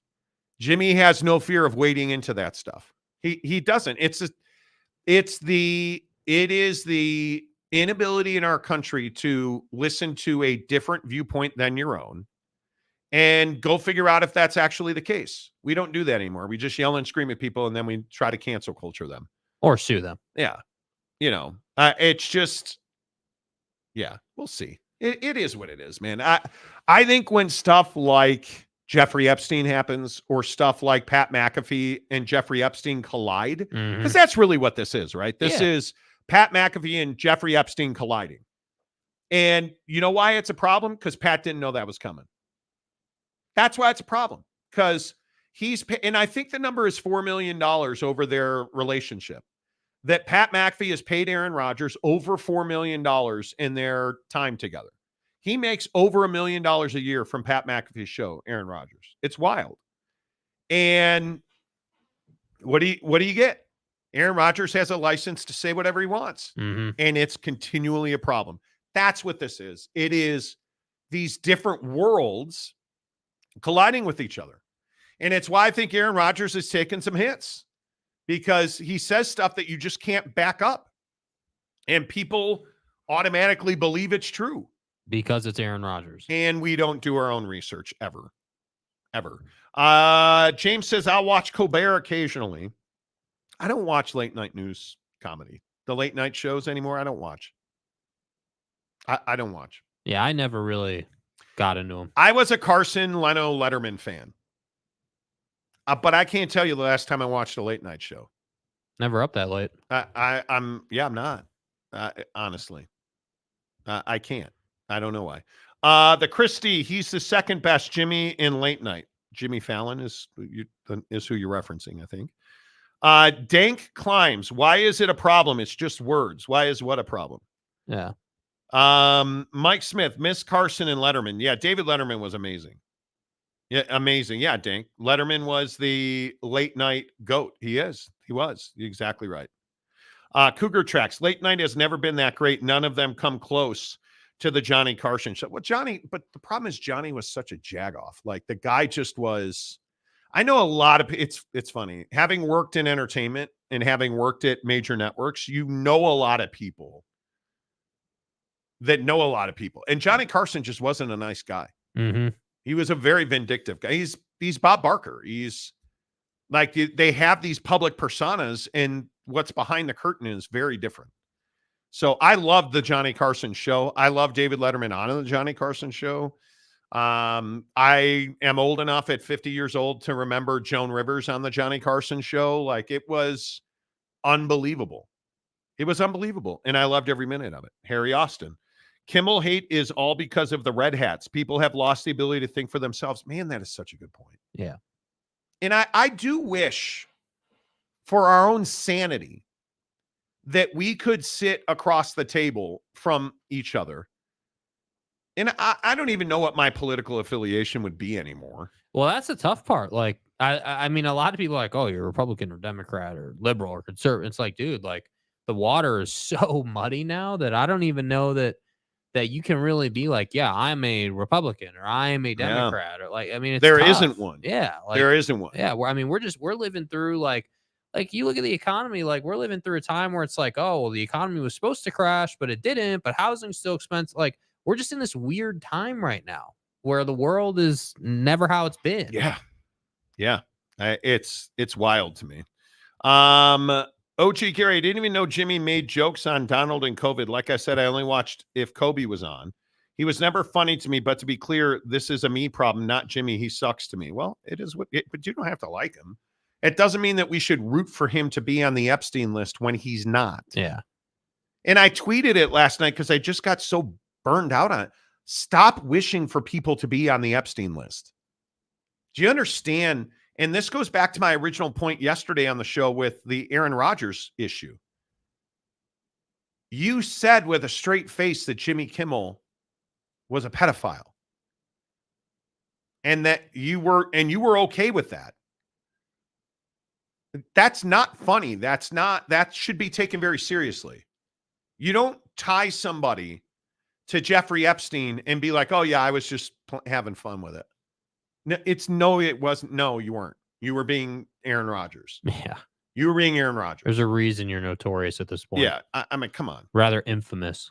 Jeff Woodworth. I love Bob Barker on Happy Gilmore. Who doesn't? John DeLon. Jakey goes to bed early to allow his soul patch more time to grow. I think that's exactly right. That's it, man. I miss those old late night shows, WTF says. So do I. I miss Letterman at night. I do, admittedly. One of my favorite Jimmy Kimmel moments was when he interviewed Mike Lindell while Mike was in the claw machine. Okay. I don't recall that. Mike Lindell. My pillow. Talk about a guy who fell off. Oh, my goodness. Illuminursky. What's up, dude? Good to see you. The Tonight Show has been downhill ever since Jack Parr was replaced. Well, where's Ed Sullivan? Jack Parr, that's a name. Today, we only get our political news from memes, Jeff. You're not that far off. You aren't. Gumby, my political affiliation is Extra Cheese. Indeed. Kim Coulter. LOL, Monty, you were a Carson Leno fan because you're old like me. That's exactly right. But like, is it fair to say that was kind of was that like a golden era in comedy? You think Johnny like Carson in that genre? The 70s and 80s specifically was great comedy. Great comedy. It's why I'm a little nervous about Beverly Hills Cop coming back. Like Eddie Murphy and Axel Foley in Beverly Hills Cop, who you've never heard of, is amazing. It's one of the best movie characters we've ever had. Ever. And they're some of the best movies. But Eddie Murphy Raw is one of the funniest things you're ever going to see. Like when we were driving back from Vegas, from LA, Mrs. Monty and I, oh my God, his name went right out of my head. The British comedian guy, Golden Globes guy, can't think of his name. Gervais. Yeah, Ricky Gervais released a new special on Netflix and it sucked. It wasn't funny. Was not funny. Incredibly disappointing because he is funny. But we were in Vegas and went to Jimmy Kimmel's Comedy Club. And it didn't see Jimmy Kimmel, but the guy we saw was hysterical. Yeah. Like, I miss live comedy. I miss stand-up comedy. It's amazing. Dank, just love your neighbor and support your community. Politics are just used to divide poor people. You're not wrong. You're not wrong. The problem with late night shows is the jokes feel like they've been through the focus group. A lot of them feel like that. A lot of them. Right wing, left wing is so dumb. People don't realize it's two wings of the same bird. Yeah, it is. Robert Fowler, I missed the Letterman top 10 list. Oh man, remember that when he'd throw the pencil at the camera, and remember that. Anthony FSU, what's up, Anthony? Can't forget George Carlin. Yeah. The words you can't say. Oh my God. George Carlin was amazing. Jay Leno, when he did headlines, was hilarious. I love to watch old clips of that on YouTube, especially the names of a couple that got married. Yeah, right. I'm Axel Foley, damn it. That's right, Gumby. Dank Climbs, Chevy Chase and Steve Martin and Eddie Murphy, golden era. Yes. John Candy. Yes.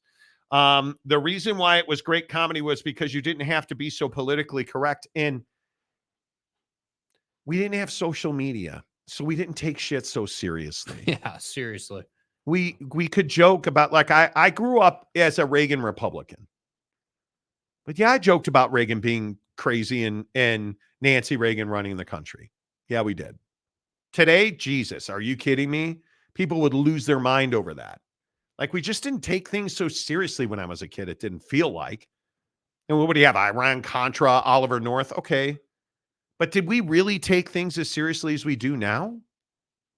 I don't know. I think social media dials things up. It does. I think it dials it It allows immensely. people to say things they'd never say. Yeah, it's crazy to me. All right, let's get to our non-sports stories of the day. Thanks to our friends at Tri Day Trading. TryDayTrading.com, you guys. You got to stop complaining about your lives. It's funny we bring this up now. But so many people, when I talk about Tri Day Trading, I guarantee you before I go to bed tonight, I'll get 2-3 DMs. It'll say, is day trading real? Is this just a scam so you can make money? Dude, if it was a scam so I can make money or somebody can make money, why would they give you a 30-day trial where there's no commitment afterwards and essentially you pay nothing to be in their program for 30 days? If it was day trading is a legitimate way for you to make up to $1,000 a day. $1,000 a day. And the thing that I liken it to is I love playing golf. You guys know that, right? There's nothing like hitting a majestic driver and you're just watching that ball fly through the air. There's nothing like hitting buy or sell on your trading software. Walk away from the computer. It's better for your mental health. But when you sit there and you watch that thing jump up and down and you watch your money go up and up and up, man, there's nothing like it. Do you win every trade? You don't. But you know what the best part is? When you go to trydaytrading.com, they teach you how to win every trade. They teach you the leading indicators. They give it to you, and they give you simulators. And you work through their program. It's legit. It's real. And you don't have to take my word for it. Make a $10 charitable donation at trydaytrading.com, and they're going to give you their entire program, their coaching, their proprietary software. They're going to teach you their leading indicators, all of that stuff. They give it to you for 30 days. And at the end of that 30 days, you walk away. If it's not for you, nobody walks away because you see the money you should be making at trydaytrading.com. So I'm in trouble. A Jack in the Box is opening down the street from my house. We were sitting in the office today, and even though Jake has a soul patch that looks like a pube patch on his face, people in the office actually like to come in our office, and I should just stop saying anything else right there, but they actually come into the office and we talk. And one of our guys was saying, hey, you guys know that the Jack in the Box is going in on 114th in the district, right? For those of you not in Utah, that's like 10 minutes from my front door. And I am on the wagon of fat guy sobriety. Told you. Thank you to my friends at BuckedUp. I have lost good weight. I had a great bench press session this morning. Did really good cardio. Mm-hmm. Like I'm on the wagon right now. Hopefully that Jack in the Box does not open for a long time, because that will test my sobriety. It's bad enough that I have to drive by 2 Del Awesomes on the way home. But the fact that Jack in the Box is going to open down the street from my house is real problem. Yeah, it's a problem, dude. It is a real problem. And I'm just curious, like, if you could have any fast food open down the street from your house, what would it be? Jack in the Box is definitely there. How could it not be? Yeah, I mean, I think, Del Awesome has been a revelation. I mean, the Double Del, seriously, and I'm not even joking. The Double Del is absolutely one of my favorite fast food burgers. You gonna thank me? Yeah, I appreciate you, bro. And the idea that you can have the burger, knock down 2 crunchy tacos and a fry, very much the same formula as Jack, but just higher quality at Del Awesome. So, Anita, Dick, and Ming. I love that place. I'm not even gonna lie, man. If Mrs. Monty would let me eat Del Awesome once a day, I would. She'll disown me if I do that. Mm-hmm. I can't believe that guy said that in a public hearing. Yeah, I mean, I don't know how Buddy was confused. You guys know that drop is from and I don't play it very often, but every time I play that, oh, did we get rid of it? No, here it is. Oh my God. Waves in opposition. Anita Dick is an opponent. Waves in opposition. Holden Hiscock is also an opponent. If you have not seen, you guys, if you have not seen that, go find it. It is one of the greatest things ever. But the point is, dude, I am excited about Jack in the Box opening down the street. Yeah. But the biggest question here is, what is the healthiest? What is the healthiest fast food? Because it got us thinking, okay, if you're going to have fast food down the street from you, at least can we figure out how to make it somewhat healthy? And the answer is no, probably not, according to this list that I conjured up earlier this morning. The healthiest fast foods. Number 10, Wendy's Junior Bacon Cheeseburger. I feel like when I was a kid, Wendy's was amazing. I feel like it's fallen off a little bit. McDonald's, Wendy's, Five Guys. Carl's Jr. did not perform well. They are all under. So this is a 10-point scale. 10 being healthy, 0 being deadly. Because it's garbage. Wendy's Junior Cheeseburger, 4.6. Five Guys Cheeseburger, 4.8. I love Five Guys. McDeezy, 5.0. Carl's Jr. Hardy, 5.0. Do people still eat at Dairy Queen? Apparently. 5.2. Now here's where we get cooking. Del Taco, Del Cheeseburger. I'm for real. 5.5. Number 4, Culver's. The most underrated burger maybe ever, Culver's. The Butter Burger, 5.7. Checkers and Rallies, oh my God. As a Chicago kid, yes. 6.3. The second most healthiest fast food burger, In-N-Out Double, 8.2. Mm-hmm. The most healthy burger in fast food. Whataburger. That's bullshit. No, it's not. Whataburger with cheese, 8.4, the healthiest burger in fast food. So, yeah, to say that I'm stoked about Jack being installed down the street to replace a Carl's Jr. is absolutely true. So they closed a Carl's Jr. and they're replacing it with Jack in the Box. Hell yeah. Which for Upgrade me is amazing. I think it is absolutely spectacular. Let me upgrade you. Spectacular. Which does not nearly cover the issue at Dunkin' Donuts. So do you like in Prim? I believe it was Prim. Pink donuts? I think it was Pink Box. Pink Box. Yeah. I'm a huge fan of Pink Box. Yeah, absolutely. And there's a place called Pink Box Donuts that I am not a huge fan of, but they did have one thing that was amazing. A blueberry fritter. Oh, dude. If you have not tried blueberry donuts, Stay hard. One, I pity you because you're way too thin. Two, you're not living your life right. Because blueberry donuts are amazing. Amazing. You probably just don't want to get them at Dunkin' Brands. A customer filed a negligence lawsuit against Dunkin', claiming he was injured. You guys ready for this? By an exploding toilet at one of the coffee chain's locations in Central Florida. Why is it always in Florida? This dude is seeking $100,000. It's Florida. What do you mean? He's seeking $100,000 in a lawsuit filed Wednesday, claiming severe and long-term injuries following the explosion of a toilet in the men's room at a Dunkin' in Winter Park, Florida.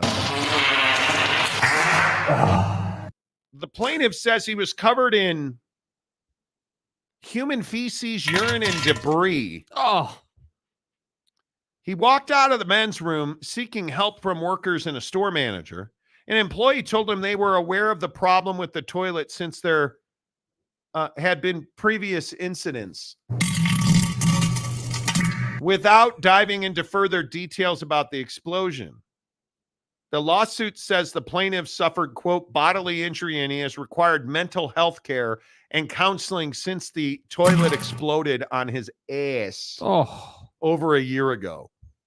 Dude. Ugh. I no. First of all, bro, as a known public pooper, dude, which I am not. Now, if I got to go to the bathroom, but is this part of the reason you do not like pooping on any throne, not your own? You know, cleanliness, usability, reliability. Like, no, dude, I'm not interested. Bro. Now, I'm also, because I'm working out and I'm losing weight, and oh yeah, there's a lot more offloading happening 2 times a day, every day, and one of them is always in the building here. But I'm not using any throne. I go down to one particular throne because it's reliable. It's isolated. It's behind a locked door. And it's almost never dirty. And I take my dude wipes and I wipe the toilet seat anyway. You should. Because I'm not the guy that puts paper on the toilet seat. You're an idiot. That's the only throne that I generally do. Now, listen, if I'm in a ball game, I'm not taking the boys to the I'm not. No, not dropping the kids off at the pool. Kids ain't going to the pool. Nah, fam. I'll wait till I get home. But what do you do when the toilet explodes? Like, and it really says something that you wanted to take a dump at a Dunkin' Donuts. Man. Like, come on, bro. You really had to go. Yeah. Boss Frog.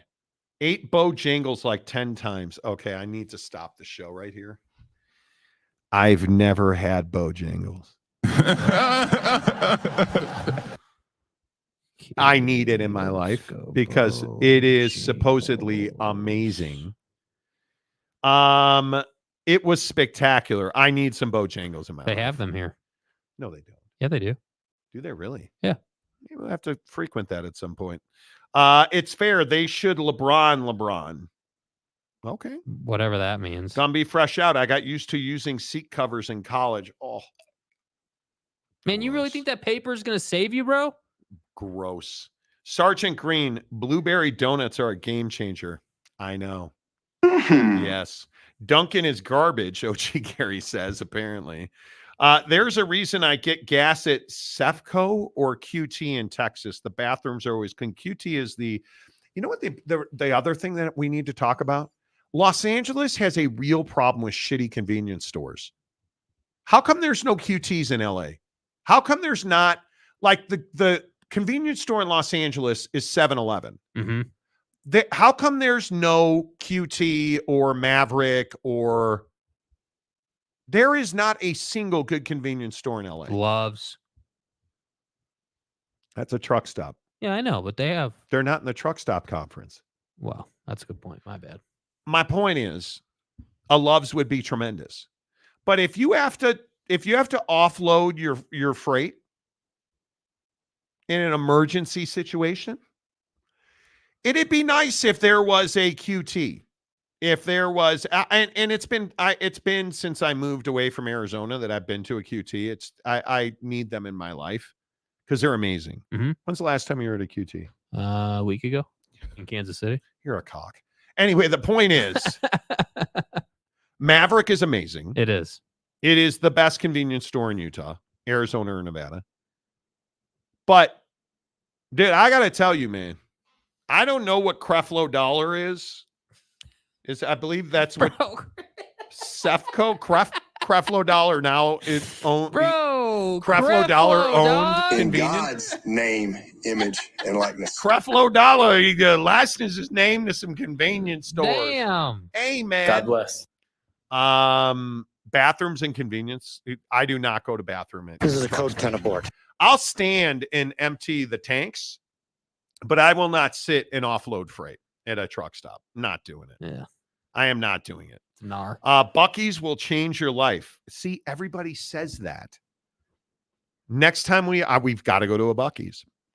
No QT or Maverick here either. However, we do not have Circle K like down south. No Lawson's like in Ohio. Circle K is not it, dude. Circle K is bad. No. It's because 7-Eleven has contracts with the city of Los Angeles. That's why if you leave Los Angeles, not even that far, you can get other convenience stores. Really, I was unaware of that. Cougar Track, since the truck stop conference took over, the restrooms have improved. I've heard that. Yeah. Maury Alvarez, I love all fritters. Also, Florida be Florida. I mean, it's only here where someone will hold up a fast food restaurant with an alligator. But I think I need to know, did this happen in Florida? But I think it's time that he gets a taste of something else because I just can't with that history. In accordance with the laws of the state of Nevada, this court...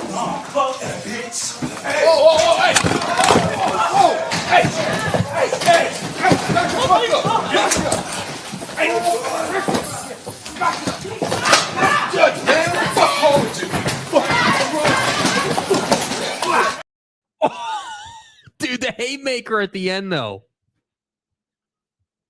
Okay, first of all, a Florida man wind up in a Nevada courtroom?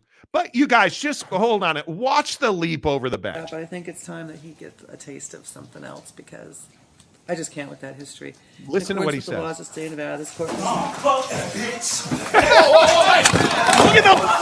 Hey, dude, he cleared the bench. He cleared... You guys. Buddy is first team all criminal combine, bro. You guys. But I think it's time that he gets a taste of something else because I just can't with that history. Listen how quickly this goes sideways. Here comes the leap. Oh my God! And watch the guy in the suit. I just want you guys to watch the guy in the suit sitting. It'd be screen right to the judge's left. But I think it's time that he gets a taste of watch something the else dude right there looking at the screen. I just can't with that history. Just focus on his face. Now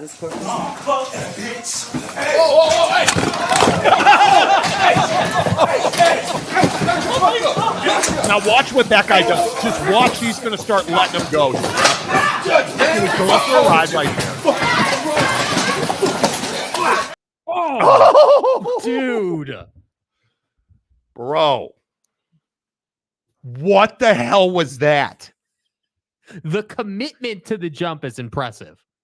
The commitment to getting to the judge.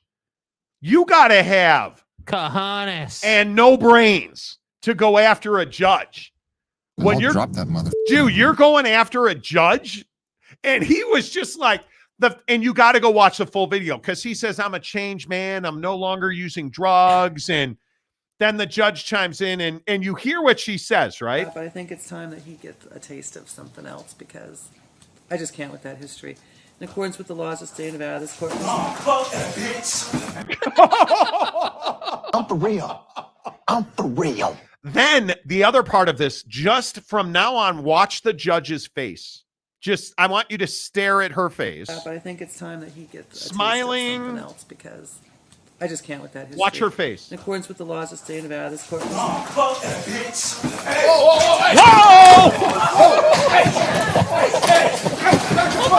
now focus on the guard. Focus on the cop here, because this homie is going to throw an inside left. Watch this right here. Whoa! Oh my God. So don't even think about messing with me. Y'all want to play. How long is he in solitary? Some shit happened. I mean, you got to lock him up. Months. You got to lock him up at the MCU. Yeah, months, dude. Because how does that even happen? I could not jump over the bench. I'm just going to be honest with you. I don't have the vert. I don't have the vert. I play golf for a reason. I don't have the vert, dude. Nah. I don't have the vert. And that was unbelievably That's impressive. one of the most impressive jumps we've seen in some time. I mean, that is what is a judge's bench? 10 feet tall? Oh, it's got to be. No, not 10 feet tall. Probably 7 feet tall. At least? At least. I mean, I don't even know. And the other thing is, he got there. He got there. He got home. Like, he got to the quarterback. Yeah, what are you, the Michigan? But I think it's time that he gets a taste of something Watch her body like get yanked backward. He got home. Good night now. He got to her, dude. Like, that's unbelievable. Yeah, it's boom. Bro. Dude, he got home. That is terrifying to watch. Terrifying to watch. Like, I don't even. What are the people saying? Have you guys ever watched Court Cam? No, I've not. I only watch Hot Bench. They show footage like this all the time. It's hysterical. Dude, I don't know if it's hysterical, but goddamn. How do you ever get back on the bench if you're that woman? Yeah, I don't know, dude. I really don't know. OG Gary, judge, jury, and execution her. Well, he tried. He disagreed with the sentencing guidelines. He tried. Those stands and furniture aren't small to jump that easily. No, they're not. No, they're not. Like, it's crazy. Yeah. It is. That's gnar. Kim Coulter, that jump was unbelievable. It was. Aaron Wilson, Air Jordan. Maury Alvarez, I could clear the vertical with an aid of a trampoline. Seriously. Crazy. They will add on a few more years. Yeah, I'm going to say that sentence just got longer. 4 more years, Slick. The Todd father. Was the judge hurt? Also the left hook. Damn. I don't think the judge was hurt. I think the word was shaken up. Mm-hmm. She was not seriously injured. But your point about him getting home is real. Dude. I mean, that's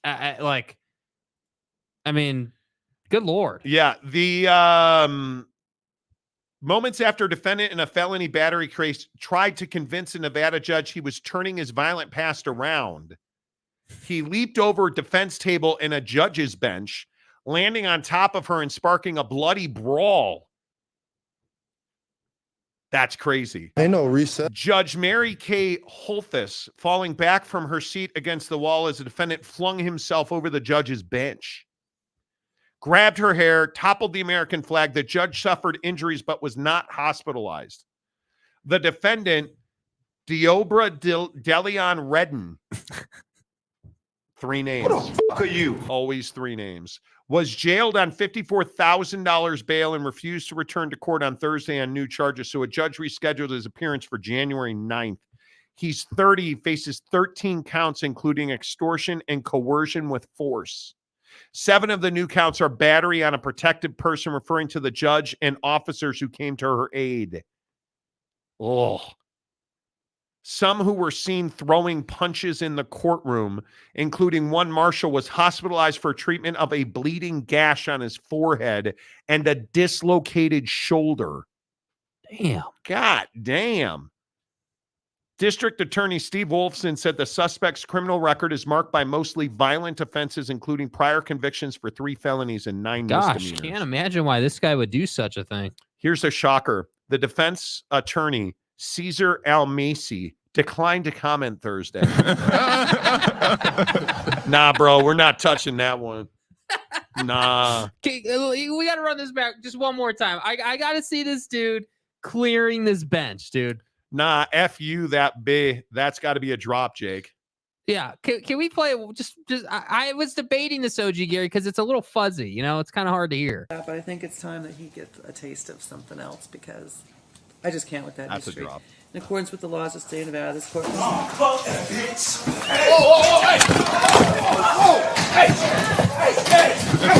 I'll give him credit, too, because he's wearing green pants. Dude. Hey, do you have anything to say about your client jumping over the bench? No, no, man. I got.